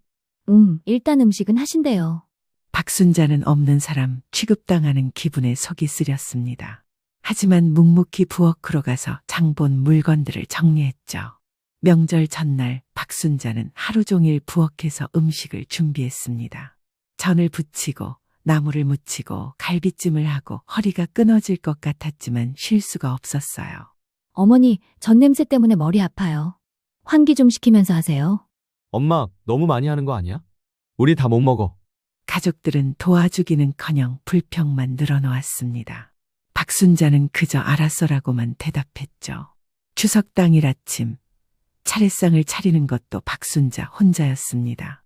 며느리는 늦잠을 자고 아들은 핸드폰만 보고 있었어요. 겨우 차례를 지내고 나니 온몸이 쑤셨습니다. 점심 무렵 강진우의 여동생 가족이 방문했습니다. 박순자는 반가운 마음에 정성껏 상을 차렸죠. 하지만 식사 중에 며느리가 던진 한마디가 분위기를 얼어붙게 만들었어요. 아이고, 어머니가 음식을 너무 짜게 하셔서. 서윤이가 요즘 붓기가 안 빠진대요. 신우이가 놀란 표정으로 물었습니다. 언니, 그래도 어머니 음식 솜씨가 최고잖아요. 옛날 입맛이라서요. 요즘 사람들은 이런 거 안 먹어요. 박순자는 수저를 놓고 싶었지만 꾹 참았습니다. 식구들 앞에서 망신당하는 기분이 들었죠. 식사가 끝나고 여동생 가족이 돌아간 후 설거지는 또 박순자의 몫이었습니다. 가족들은 거실에서 TV를 보며 쉬고 있었어요. 그때 며느리가 부엌으로 와서 말했습니다. 어머니, 내년부터는 명절 음식 시켜 먹는 게 어때요? 어머니도 힘드시잖아요. 내가 할 수 있을 때까지는 하고 싶은데. 고집 부리지 마세요. 시대가 변했어요. 그 말을 끝으로 며느리는 나가버렸습니다. 박순자는 싱크대에 기댄 채 한숨을 쉬었죠. 평생 해온 일마저 무의미하게 만드는 그들이 원망스러웠습니다. 저녁 가족들이 모두 잠든 후 박순자는 거실에 혼자 앉아 있었습니다. TV에서는 명절 특집 프로그램이 나오고 있었죠. 화목한 가족들의 모습이 나올 때마다 가슴이 아팠어요. 그때 핸드폰이 울렸습니다. 친구 정이었죠. 순자야, 명절 잘 보냈어? 응, 너는? 나 편하게 보냈지. 올해는 아들네가 다 알아서 하더라. 박순자는 부러움과 함께 서글픔이 밀려왔습니다. 왜 자신만 이런 대접을 받아야 하는지. 추석이 지나고 열흘쯤 지난 저녁이었습니다. 박순자가 방에서 쉬고 있는데 며느리가 노크를 했죠. 어머니, 거실로 좀 나오세요. 가족회의 하려고요. 불안한 예감이 들었지만 박순자는 거실로 나갔습니다. 아들과 며느리 그리고 손녀까지 소파에 앉아 있었어요. 분위기가 심상치 않았죠. 엄마, 앉아. 중요한 얘기가 있어. 박순자가 앉자 며느리가 태블릿을 꺼내 들었습니다. 어머니, 저희가 전문가들과 상담을 많이 해봤어요. 지금이 정말 중요한 시기래요. 화면에는 각종 세금 계산표와 그래프들이 떠 있었습니다. 어머니 연세가 72세시잖아요. 통계적으로 앞으로. 그러니까 10년 안에 상속이 발생할 확률이 높대요. 내가 언제 죽을지 어떻게 알아?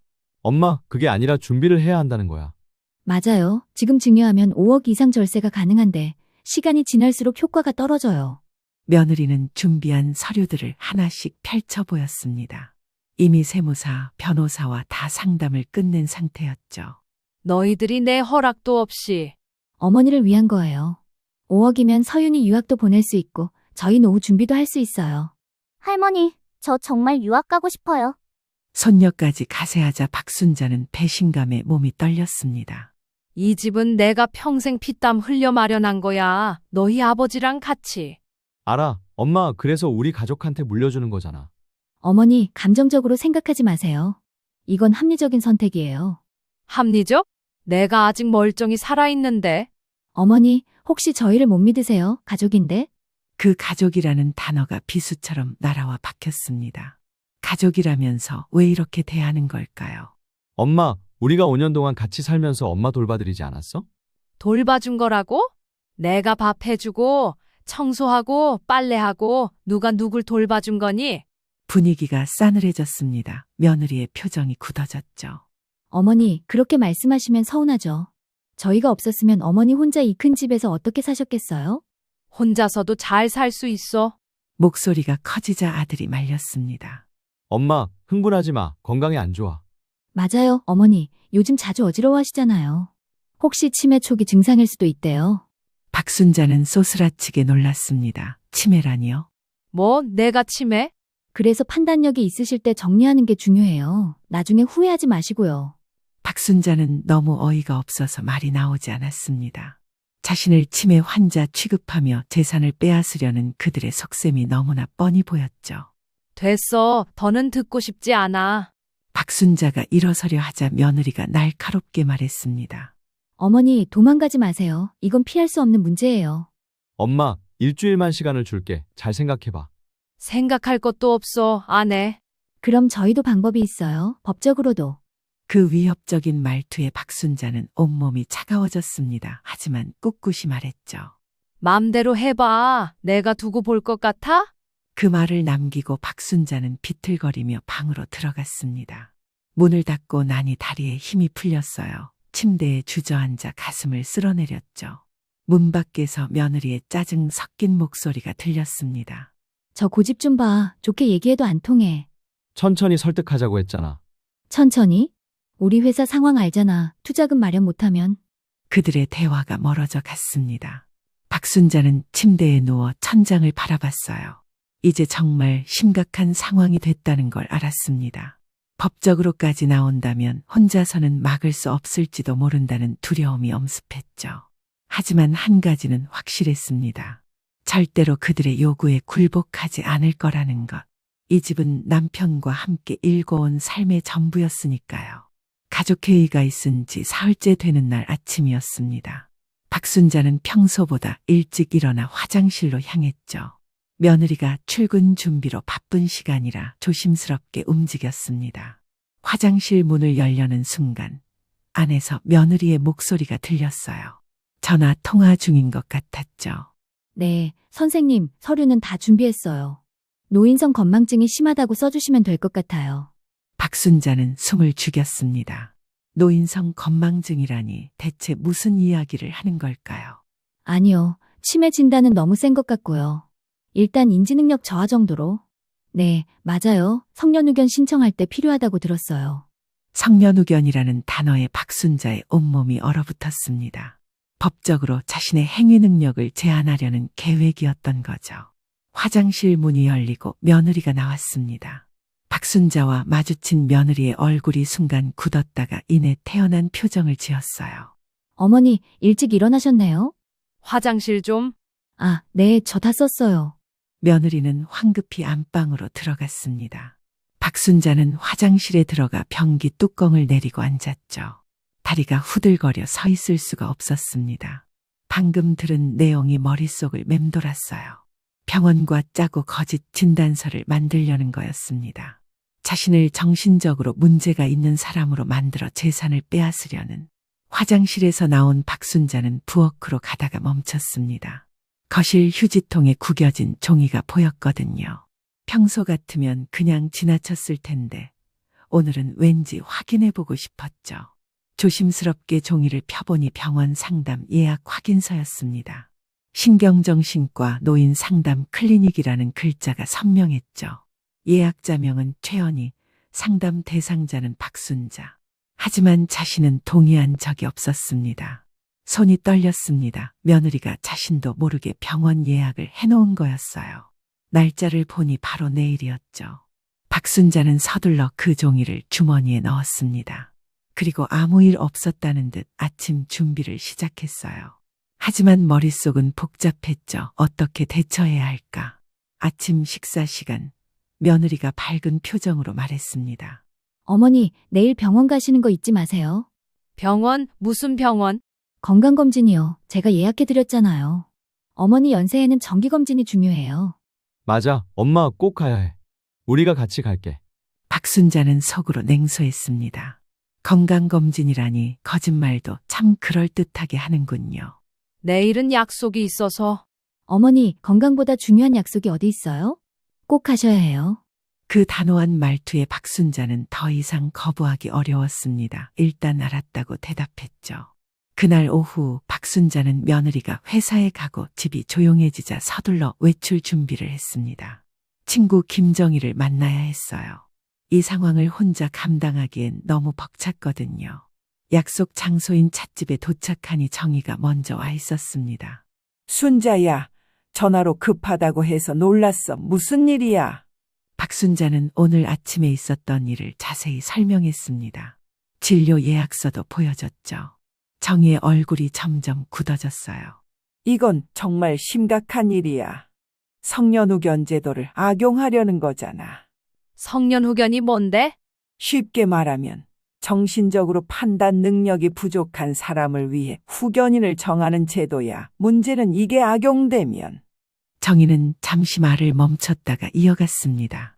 내가 법조계에서 일할 때도 이런 사례를 봤어. 멀쩡한 노인을 치매 환자로 만들어서 재산을 빼앗는 정말 나쁜 사람들이야. 그럼 어떻게 해야 해? 일단 증거를 모아야 해. 그리고 믿을 만한 병원에서 제대로 된 검사를 받아도 네가 정상이라는 걸 증명할 수 있게. 정희는 가방에서 작은 녹음기를 꺼냈습니다. 이거 가지고 다녀. 중요한 대화는 다 녹음해도. 그리고 정희는 스마트폰을 꺼내 뭔가를 보여줬어요. 이렇게 녹음 앱도 있어. 순자야, 이제 네가 스스로를 지켜야 해. 박순자는 녹음기를 받아들었습니다. 이런 걸 써야 한다는 게 서글펐지만 선택의 여지가 없었죠. 집으로 돌아온 박순자는 조심스럽게 집안 곳곳을 살폈습니다. 혹시 또 다른 증거가 있을지도 모른다는 생각에서였죠. 며느리 방 앞을 지나는데 문이 살짝 열려 있었습니다.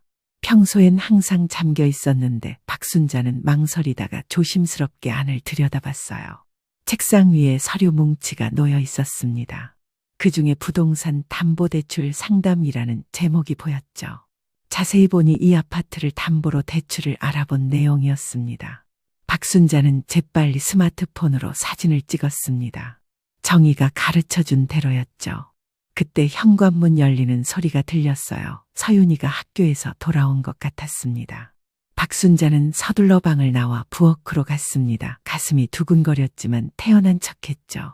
할머니, 저 왔어요. 그래, 배고프지? 간식 줄까? 서윤이는 고개를 끄덕이며 식탁에 앉았습니다. 박순자가 과일을 깎아주는데 서윤이가 뜻밖의 말을 했어요. 할머니, 내일 병원 가신다면서요? 응, 그런데? 엄마가 아무것도 아니에요. 서윤이의 표정이 어두워 보였습니다. 뭔가 알고 있는 것 같았어요. 다음 날 아침 병원에 가기로 한 날이었습니다. 박순자는 일부러 배탈이 났다고 했죠. 어제 저녁에 뭘 잘못 먹었나 봐. 화장실을 계속 가야 해서. 어머니, 그래도 병원은 가셔야죠. 의사 선생님이 기다리고 있어요. 엄마 병원 가서 약이라도 받아야지. 조금만 쉬었다가 갈게. 너희 먼저 출근해. 혼자 갈 수 있어. 며느리는 못마땅한 표정이었지만 어쩔 수 없었죠. 회사에 중요한 회의가 있다고 했거든요. 그럼 오후 2시 예약이니까 꼭 가세요. 제가 병원에 전화해서 확인할 거예요. 아들 부부가 나간 후 박순자는 재빨리 준비를 했습니다. 하지만 그 병원이 아닌 정희가 소개해준 대학병원으로 향했죠. 그곳에서 제대로 된 인지능력 검사를 받았습니다. 결과는 당연히 정상이었어요. 의사는 오히려 나이에 비해 매우 건강한 상태라고 했죠. 선생님, 이 결과를 진단서로 받을 수 있을까요? 의사는 흔쾌히 진단서를 발급해줬습니다. 박순자는 그 진단서를 소중히 가방에 넣었어요. 집으로 돌아오는 길에 며느리에게서 전화가 왔습니다. 어머니, 병원 안 가셨어요? 왜 연락이 없다고 하죠? 아, 사람이 너무 많아서 다음에 가려고. 어머니, 어떻게 그러실 수 있어요? 지금 당장 가세요. 알았어, 지금 가는 중이야. 전화를 끊고 박순자는 씁쓸하게 웃었습니다. 거짓말에 거짓말을 더하는 자신이 싫었지만 어쩔 수 없었죠. 그날 저녁 집에 돌아온 며느리의 표정이 심상치 않았습니다. 어머니, 병원에서 검사 결과가 어떻게 나왔어요? 아직 안 나왔대. 다음 주에 다시 오래. 며느리는 의심스러운 눈빛으로 박순자를 바라봤습니다. 그때 며느리의 핸드폰이 울렸어요. 여보세요? 아, 선생님, 네? 오늘 안 왔다고요? 박순자는 태어난 척했지만 내심 긴장했습니다. 며느리의 얼굴이 불그락푸르락 변했죠. 아, 알겠습니다. 다시 예약할게요. 전화를 끊은 며느리가 날카로운 목소리로 물었습니다. 어머니, 정말 병원 가신 거 맞아요? 그럼 내가 거짓말을 왜 해? 그런데 왜? 그때 강진우가 끼어들었습니다. 연희야, 엄마가 갔다는데 뭘 그렇게 따져. 병원이 실수했나 보지. 하지만 며느리는 쉽게 물러서지 않았습니다. 그날 밤 박순자는 며느리가 안방에서 누군가와 통화하는 소리를 들었어요. 녹음기를 켜고 조심스럽게 문 가까이 다가갔죠. 변호사님, 더 빨리 진행할 방법은 없을까요? 시어머니가 눈치를 챈 것 같아요. 네, 알겠습니다. 그럼 더 확실한 증거를 만들어야겠네요. 박순자는 녹음을 멈추고 방으로 돌아왔습니다. 이제 시간이 얼마 남지 않았다는 걸 알았어요. 그들이 더 큰 음모를 꾸미기 전에 먼저 행동해야 했습니다. 침대에 누워 천장을 바라보며 박순자는 결심했습니다. 더 이상 당하고만 있을 수는 없다고. 이제 반격을 시작할 때라고 말이죠. 반격을 결심한 지 열흘이 지났습니다. 그동안 박순자는 착실히 준비를 해왔죠. 녹음 파일들을 정리하고 사진으로 찍은 증거들을 분류했습니다. 정희의 도움으로 믿을 만한 변호사도 만났어요. 매일 밤 정희와 통화하며 계획을 다듬었습니다. 언제, 어떻게 증거를 공개할지, 그 후의 대응은 어떻게 할지. 마치 전쟁을 준비하는 것 같았죠. 변호사는 수집한 증거들이 충분하다고 했습니다. 특히 성년후견 상담 녹음은 결정적이었어요. 토요일 아침 박순자는 평소와 달리 화사한 옷을 입고 나왔습니다. 거실에서 신문을 보던 아들이 놀란 표정으로 쳐다봤죠. 엄마, 오늘 무슨 날이야? 옷이 예쁘네. 그냥 기분이 좋아서. 오늘 저녁에 특별한 음식 해줄까? 온 가족이 모여서 먹으면 좋겠는데. 아들의 눈빛이 반짝였습니다. 혹시 어머니가 마음을 바꾼 건 아닐까 하는 기대감이었죠. 그래, 좋지. 연희야, 들었어? 안방에서 나온 며느리도 의외라는 표정이었습니다. 어머니가 특별 요리를 해주신다고요? 무슨 바람이 불었어요? 그동안 서로 감정이 상했잖아. 오늘은 맛있는 거 먹고 좋은 얘기나 하자. 며느리와 아들은 서로 의미심장한 눈빛을 주고받았습니다. 드디어 고집불통 시어머니가 항복하는구나 싶었던 거죠. 박순자는 장을 보러 나갔습니다. 한우 최고급 부위와 신선한 해산물, 제철 야채들을 가득 샀죠. 마치 잔치라도 하는 것처럼 푸짐했습니다. 집에 돌아와서는 정성껏 요리를 시작했어요. 갈비찜, 전복죽, 잡채, 각종전, 명절 때보다 더 화려한 상차림이었습니다. 오후 내내 부엌에서 일하는 박순자를 며느리가 이상한 눈빛으로 지켜봤죠. 평소와 너무 달라서 의심스러웠던 겁니다. 어머니 도와드릴까요? 아니야, 오늘은 내가 다 할게. 연희는 쉬어. 며느리는 더욱 의심스러운 표정을 지었지만 일단은 물러났습니다. 저녁 6시 드디어 온 가족이 식탁에 모였습니다. 상다리가 부러질 정도로 차려진 음식을 보고 모두들 감탄했죠. 와, 할머니, 이게 다 뭐예요? 완전 대박. 우리 서윤이가 좋아하는 것들로 준비했어. 많이 먹어. 화기애애한 분위기로 식사가 시작됐습니다. 박순자는 가족들의 빈 접시를 채워주며 살뜰히 챙겼죠. 마치 옛날로 돌아간 것 같았어요. 식사가 어느 정도 진행되자 며느리가 조심스럽게 말을 꺼냈습니다. 어머니, 오늘 이렇게 준비하신 특별한 이유가 있으신가요? 응, 사실은 너희들에게 할 말이 있어서. 순간 식탁의 분위기가 팽팽해졌습니다. 모두가 박순자의 다음 말을 기다렸죠. 그동안 생각을 많이 해봤어. 너희들 말도 맞는 것 같고. 엄마, 박순자는 잠시 뜸을 들였습니다. 그리고 가방에서 서류 봉투를 꺼냈어요. 며느리의 눈이 기대감으로 반짝였죠. 박순자가 꺼낸 것은 증여 서류가 아니었습니다. 바로 그동안 모아둔 증거 자료들이었죠. 사진, 녹음 파일 목록, 그리고 대학병원 진단서까지. 이게 뭔지 알아? 그게 뭐예요? 박순자는 태블릿을 꺼내 들었습니다. 정희가 도와준 덕분에 이제는 능숙하게 다룰 수 있었죠. 먼저 이걸 들어봐. 스피커에서 며느리의 목소리가 흘러나왔습니다. 바로 성년후견 상담 통화 내용이었죠. 네, 선생님, 노인성 건망증이 심하다고 써주시면 성년후견 신청할 때 필요하다고. 며느리의 얼굴이 하얗게 질렸습니다. 아들도 충격에 입을 다물지 못했죠. 이게 무슨? 아직 더 있어.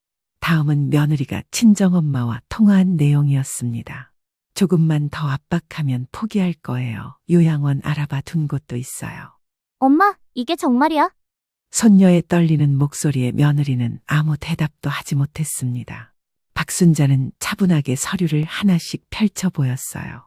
병원 진료 예약서, 부동산 담보대출 상담 자료, 그리고 세무사와 주고받은 메시지까지. 내가 치매에 걸렸다고? 판단력이 떨어진다고? 그래서 이렇게 증거를 모을 수 있었을까? 엄마, 이건 오해야.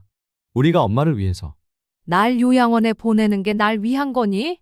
아들은 말문이 막혔습니다. 변명의 여지가 없었죠.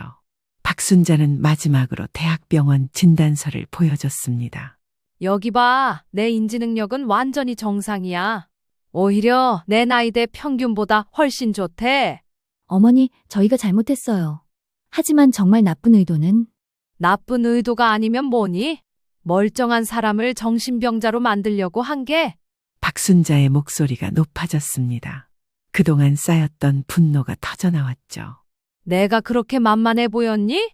평생 고생해서 마련한 집을 너희들이 빼앗으려고 했다는 게 믿기지가 않아. 할머니. 손녀가 울먹이기 시작했습니다. 그제야 사태의 심각성을 깨달은 것 같았어요. 박순자는 핸드폰을 꺼내 들었습니다.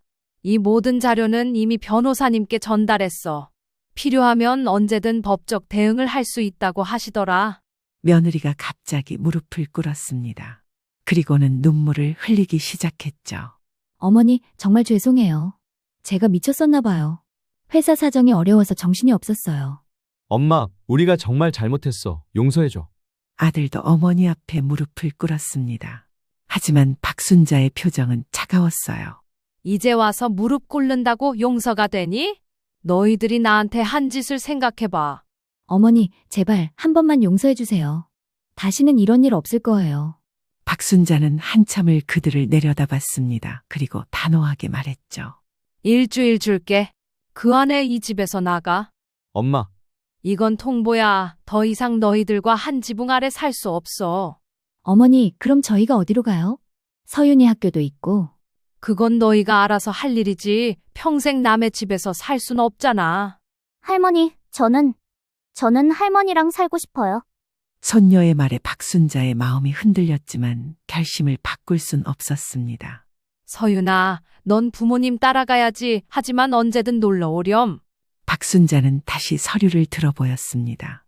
여기 퇴거 통지서야. 법적으로 아무 문제 없이 작성됐어. 일주일 안에 안 나가면 강제 집행도 가능해. 엄마, 우리가 5년이나 같이 살았는데. 같이 산 게 아니라 너희들이 내 집에 얹혀 산 거지. 그것도 나를 하인 취급하면서. 박순자는 마지막 경고를 했습니다. 만약 일주일 안에 안 나가면 이 모든 증거를 가지고 경찰에 갈 거야. 노인 학대와 사기 미수로 고발할 수도 있대. 어머니, 그리고 한 가지 더. 회사에 이 사실이 알려지면 어떻게 될까? 특히 연희, 네 회사는 이미지를 중요시한다며? 며느리의 얼굴이 더욱 창백해졌습니다. 이런 일이 회사에 알려지면 정말 끝장이었죠. 엄마, 제발. 우리 다시 시작할 수 없을까? 다시 시작? 너희들이 나를 어떻게 생각했는지 이제야 알았는데? 박순자는 자리에서 일어났습니다. 일주일이야. 그 이상은 안 기다려. 그 말을 끝으로 박순자는 방으로 들어갔습니다. 문을 닫고 나니 온몸에서 힘이 빠졌어요. 하지만 해냈다는 안도감도 함께 밀려왔죠. 문 밖에서는 며느리의 흐느끼는 소리와 아들의 한숨 소리가 들렸습니다. 손녀가 우는 소리도 들렸고요. 박순자는 침대에 앉아 정희에게 문자를 보냈습니다. 다 끝났어. 일주일 안에 나간대. 곧바로 답장이 왔습니다. 잘했어, 순자야. 이제 내 인생을 되찾는 거야. 박순자는 눈을 감았습니다. 72년 인생에서 오늘처럼 당당했던 날은 없었던 것 같았어요. 비록 가족과의 인연은 끊어지겠지만 자신의 존엄은 지켜냈으니까요. 퇴거 통보를 한 지 3일째 되는 날이었습니다. 그동안 아들 가족은 짐을 싸느라 분주했죠. 박순자는 방에서 나오지 않고 그들의 움직임을 지켜보기만 했습니다. 그런데 오후가 되자 집안이 갑자기 소란스러워졌어요.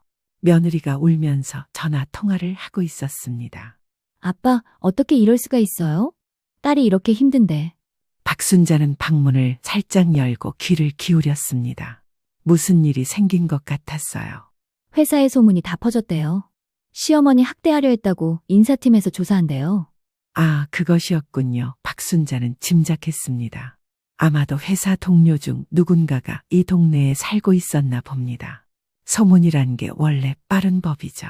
며느리는 계속 흐느꼈습니다.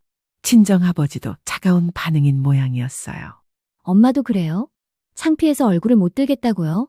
전화를 끊은 며느리는 소파에 주저앉아 머리를 감쌌습니다. 아들이 달래려 했지만 소용없었죠. 연희야, 너무 걱정하지 마. 회사에 해명하면. 해명, 무슨 해명을 해? 증거가 다 있는데. 그때 손녀 서윤이가 학교에서 돌아왔습니다. 집안 분위기를 보고는 조심스럽게 물었죠. 엄마, 무슨 일이야? 서윤이는 당황한 표정으로 할머니 방을 바라봤습니다. 박순자와 눈이 마주쳤죠. 다음 날 아침 더 충격적인 일이 벌어졌습니다. 며느리가 회사에서 긴급 면담 통보를 받은 거예요. 인사위원회에서 조사를 시작했다는 내용이었죠. 일단 출근 정지래요. 조사 결과가 나올 때까지.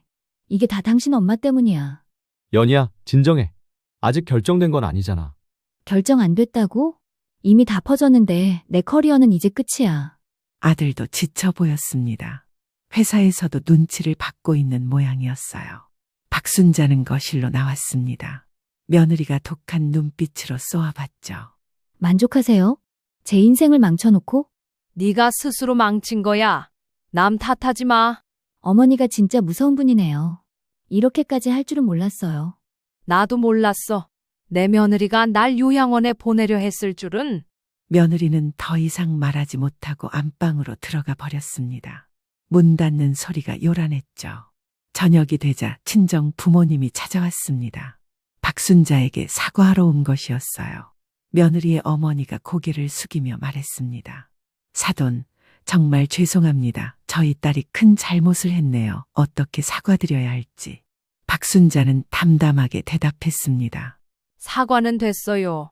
그저 제 시간에 나가주기만 하면 돼요. 친정어머니는 눈물을 글썽이며 돌아갔습니다. 딸의 잘못이 너무나 명백했기에 더 이상 할 말이 없었던 거죠.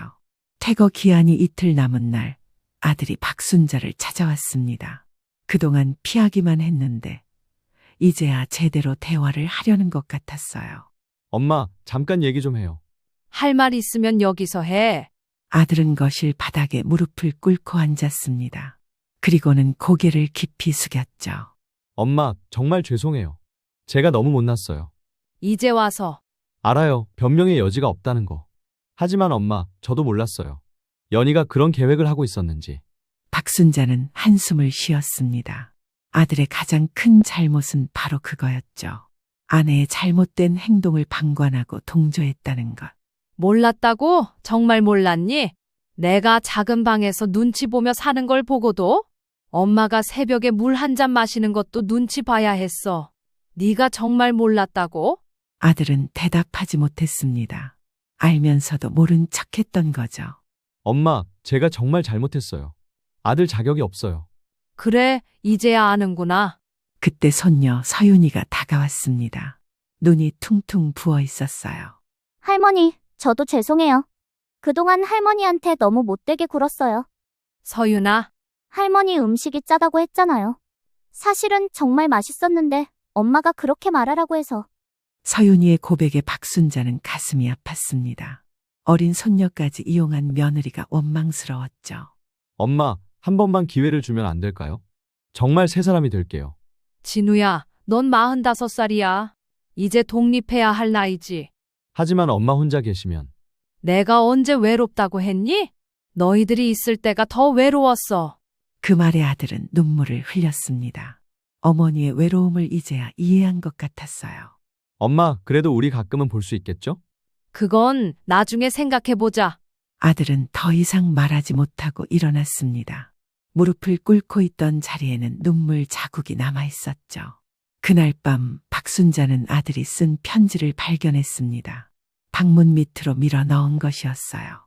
엄마, 그동안 정말 죄송했습니다. 엄마가 저희를 위해 얼마나 희생했는지 이제야 깨달았어요. 좋은 아들이 되지 못해 죄송합니다. 언젠가는 용서받을 수 있을까요? 사랑합니다, 엄마. 박순자는 편지를 읽으며 복잡한 심정이었습니다. 화가 나면서도 한편으론 안쓰러웠죠. 하지만 결심은 변하지 않았습니다. 드디어 이사 날이 되었습니다. 이삿짐 트럭이 아파트 앞에 대기하고 있었죠. 아들 가족은 조용히 짐을 옮겼습니다. 동네 사람들이 구경 나와 수군거렸어요. 무슨 일인지 대충 아는 눈치였죠. 며느리는 고개를 들지 못하고 짐만 날랐습니다. 박순자는 현관문 앞에 서서 그들을 지켜봤습니다. 5년간의 동거가 이렇게 끝나는구나 싶어 씁쓸했죠. 마지막 짐을 옮기고 난 뒤 아들 가족이 현관 앞에 섰습니다. 작별 인사를 하려는 것 같았어요. 엄마, 그동안 정말 죄송했어요. 어머니, 저도 죄송해요. 며느리도 마지못해 고개를 숙였습니다. 진심은 아니었겠지만 그래도 형식적인 사과는 했죠. 할머니, 정말 죄송해요. 그리고 사랑해요. 손녀의 말에 박순자는 잠시 마음이 흔들렸습니다. 서윤아, 공부 열심히 하고 가끔 보자. 네, 할머니 꼭 찾아뵐게요. 아들이 새집 주소를 적은 쪽지를 내밀었습니다. 엄마, 여기로 이사 가요. 멀지 않으니까 필요하시면 언제든 연락 주세요. 알았어, 이제 가봐. 아들 가족이 엘리베이터를 타고 내려갔습니다. 박순자는 현관문을 닫고 거실로 돌아왔죠. 집안이 너무나 조용했습니다. 하지만 이번엔 평화로운 고요였어요. 더 이상 눈치 볼 사람도 무시당할 일도 없었죠. 박순자는 큰 방으로 들어갔습니다. 5년 만에 다시 찾은 자신의 공간이었어요. 창문을 활짝 열자 시원한 바람이 들어왔죠. 그때 초인종이 울렸습니다. 문을 열어보니 정희가 꽃다발을 들고 서 있었어요. 순자야, 축하해. 독립기념일이잖아. 정희야, 자, 이제 새 출발이야. 우리 나이에도 얼마든지 행복할 수 있어. 두 친구는 거실에 앉아 차를 마셨습니다. 텅 빈 집이 아니라 자유로 가득 찬 공간이었죠. 정희야, 이제 뭘 하면 좋을까? 뭘 해도 좋지. 여행도 가고, 취미 생활도 하고. 이제 네 인생이잖아. 박순자는 미소를 지었습니다. 72세, 늦었다고 생각할 수도 있지만 아직 할 수 있는 일이 많았어요. 석 달 후 박순자는 완전히 달라진 삶을 살고 있었습니다. 노래 교실에도 다니고 친구들과 여행도 다녔죠. 무엇보다 매일 아침 눈치 보지 않고 일어날 수 있다는 게 행복했습니다. 아들은 일주일에 한 번씩 안부 문자를 보내왔어요.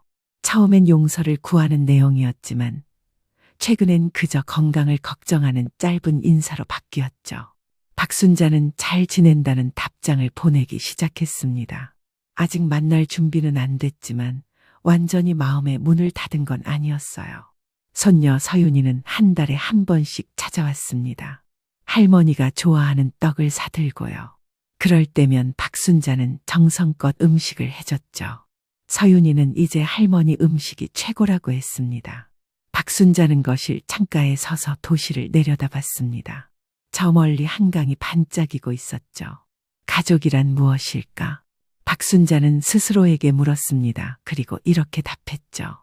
서로를 존중하고 아끼는 마음, 그게 없다면 남보다도 못한 거야. 이제 박순자는 알았습니다. 진정한 행복은 누군가에게 기대는 것이 아니라 스스로 서는 것에서 시작된다는 걸. 비록 늦은 나이지만 이제라도 깨달아서 다행이었습니다. 박순자의 새로운 인생은 이제 막 시작되었습니다.